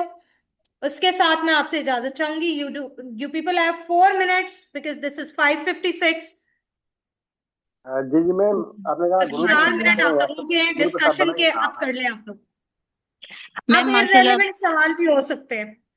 जी मैम, आपने माशाल्लाह बहुत अच्छे तरीके से जो है वो यस लेक्चर मैम. डिलीवर किया और बहुत मतलब जो भी टॉपिक था आपने इजीली जो है वो समझा दिया ना, यस. तकरीबन सब कुछ समझ में आ गया. अच्छा मैम, बस एक ये रिक्वेस्ट कि हमें जो आप लोग आपने एक्टिविटीज दी हैं इनको हम जो है वो ग्रुप में शेयर कर देना. हाँ जी बिल्कुल, आप ग्रुप पे शेयर कर दें. Okay ma'am, okay, thank you. जी बस जी मैम मैम, यही वो था. ग्रुप कौन सा है, तो हमें भी तो वहाँ पे ऐड थैंक यू. करें. आगे आगे किसी को कोई बात करनी है तो उनको भी मौका दें प्लीज. जी जी मैम, मैंने कहा कि वो कौन सा ग्रुप है जहाँ पे हम अपनी एक्टिविटी शेयर करें. सर आप ऐड नहीं है तो मैं देख लेती हूँ. कोई इनको मैम अगर एक ऐड कर मैसेज कर सकता है. दीजिए.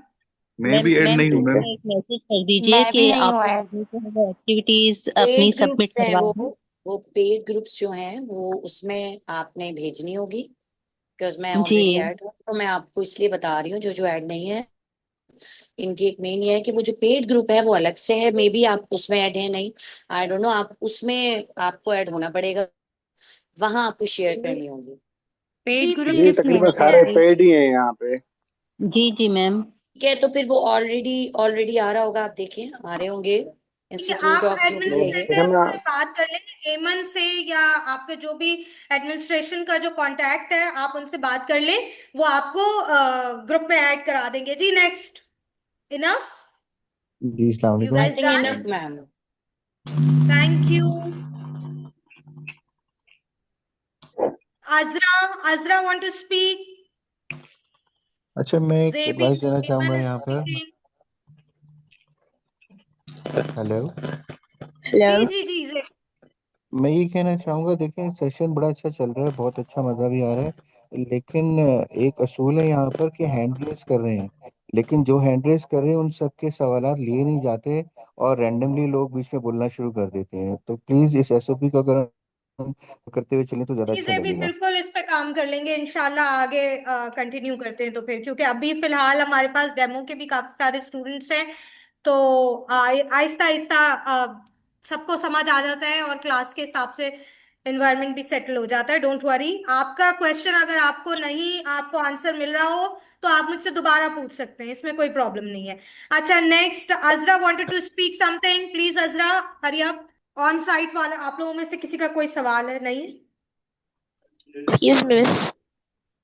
क्या चीज? हाँ, what going on. I guess आप बाहर चले गए थे. जी. Excuse me, miss. Hello. जी जी जी जी जी. Speak please. कौन है? नाम बताइए. जेबी. जी जेबी बताइए.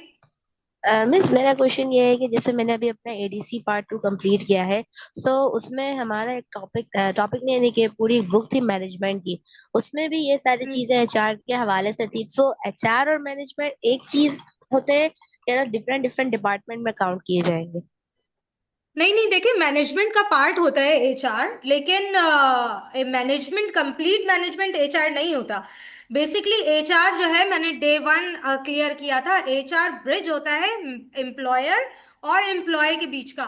तो जो एम्प्लॉयर एचआर को कम्युनिकेट करता है वो सारी चीजें कम्युनिकेट करता है एम्प्लॉय को. और इसी तरीके से एम्प्लॉय का कोई इशू या प्रॉब्लम जो भी चीजें होती हैं, तो वो हम पहले पूरी चीजें डिस्कस कर चुके हैं. मुझे दोबारा रिपीट करना पड़ेगा, तो मैं आपको बहुत शॉर्ट इंट्रो यही दूंगी कि एचआर और जो है एम्प्लॉयर और एम्प्लॉय के बीच का ब्रिज होता है, उसके दरमियान में जितनी बातें होती हैं वो करता है. लेकिन मैनेजमेंट जो है वो नहीं, मतलब काउंट कर सकते हैं आप मैनेजमेंट में, लेकिन whole and soul complete management भी एचआर के हाथ में नहीं होती. अप्रूवल सीईओ के हाथ में होता है या ओनर्स के हाथ में होता है. ठीक है. Okay okay, thank you. Thank you. इजाजत चाहूं. Okay yes ma'am. मैम, अल्लाह हाफिज। ओके, अल्लाह हाफिज. मैं कुछ खुदा बोलना हाफिज. चाहूँगा। जी जी जी. कौन कहना चाहता है? उजैर ने बहुत स्मिथ। टाइम से हैंड रेज किया हुआ है. स्मिथ जी हैं. जी जी मैं अस्सलाम वालेकुम। जी मैम, उजैर हियर। मैम मेरा एक क्वेश्चन था, ये जो अभी आप रिटेंशन के हवाले से हमारी एक एक्टिविटी हुई थी, हाँ जी। इसमें मेरा क्वेश्चन है, अगर आप एड्रेस कर सकें, कि अगर इशू जो है ओवरऑल सैलरी स्ट्रक्चर के साथ हो, जैसे कि आजकल सबका है, तो उस केस में रिटेंशन किस तरह पॉसिबल हो सकती है? अब एक कंपनी का इतना रेवेन्यू नहीं है, वो एक सैलरी एक लिमिट तक दे सकती है, तो देन सर ये हाउ? बेनिफिट्स एंड कॉम्पनसेशन में देखेंगे, अभी नहीं देख सकते। ये इसका सेशन है, बेनिफिट्स एंड कॉम्पनसेशन आपका होगा। उसमें अगर वो मैंने कंडक्ट किया आपके पास, और तो I will definitely inform you, और मैं आपकी तमाम क्वेरीज का जवाब दे सकूंगी कि ये किस तरीके से होता है और क्या क्या उसमें कॉम्पनसेशन में हम क्या कुछ कर सकते हैं। ठीक है, ओके मैम। थैंक जी यू वेरी मेरा एक मच। सवाल था, एक आपने एक्टिविटी दी है जी ऑर्गेनोग्राम सर। की। ऑर्गेनोग्राम जी के अंदर देखें, सीईओ, सीओओ, सीएफओ आता है, इसके बाद जनरल बिल्कुल। मैनेजर ऑपरेशंस आता है। तो जी इस सर। ऑर्गेनोग्राम के अंदर एचआर कहाँ फॉल करेगा? देखिए बहुत सारी कंपनीज में एचआर को फर्स्ट दे दिया जाता है मैनेजर या डिपार्टमेंट वाइज, और बहुत सारी कंपनीज में फाइनेंस को देते हैं। तो डिपेंड करता है कंपनी किसको फर्स्ट पे देख रही है, उसके बाद पहले फाइनेंस आप कर सकते हैं, सेकंड एचआर कर सकते हैं, थर्ड मार्केटिंग कर सकते हैं, उसके बाद मार्केटिंग और सेल्स आप ज्वाइन भी कर सकते हैं, और उसके बाद आप सप्लाई चेन डाल सकते हैं और प्रोडक्शन डाल सकते हैं। It's completely fine. इसका कोई बहुत स्पेसिफिक वो नहीं है कि आपने करना है ये है या वो है, लेकिन आपके एचओडीज की hierarchy has to be very clear कि आपका पहले जनरल मैनेजर है या डायरेक्टर है, तो उसके हिसाब से आप ग्रेडिंग स्ट्रक्चर वाइज इसको करते हैं।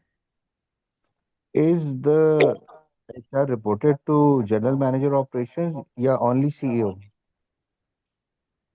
डिपेंड करता है। देखिए बहुत सारे जनरल मैनेजर ऑपरेशंस नहीं देख रहे होते हैं, फैक्ट्री देख रहे होते हैं, वो एचआर के ऑपरेशंस नहीं देखते, लेकिन बहुत सारी कंपनीज में ऑपरेशंस देख रहे होते हैं, तो वो एचआर को भी देख रहे होते हैं। तो डिपेंड करता है उनकी रिस्पॉन्सिबिलिटी, जनरल मैनेजर की रिस्पॉन्सिबिलिटी क्या है।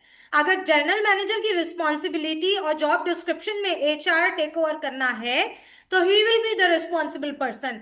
तो फिर आप हायरार्की उसको एचआर वाले की रिपोर्टिंग जनरल मैनेजर में डाल सकते हैं, अदरवाइज आपको रिपोर्टिंग जो है फिर सीईओ के अंडर में डालनी पड़ेगी। जी क्लियर चलें है। जी, thank you very much, time is up. फिर इंशाल्लाह नेक्स्ट सेशन में मिलेंगे, और अगर आप लोगों का कोई और मैम मेरा एक है क्वेश्चन है। क्वेश्चन तो आप मुझसे अलग से ग्रुप में पूछ सकते हैं, आई विल आंसर। ठीक है, okay ma'am. Thank you very much, Hafiz.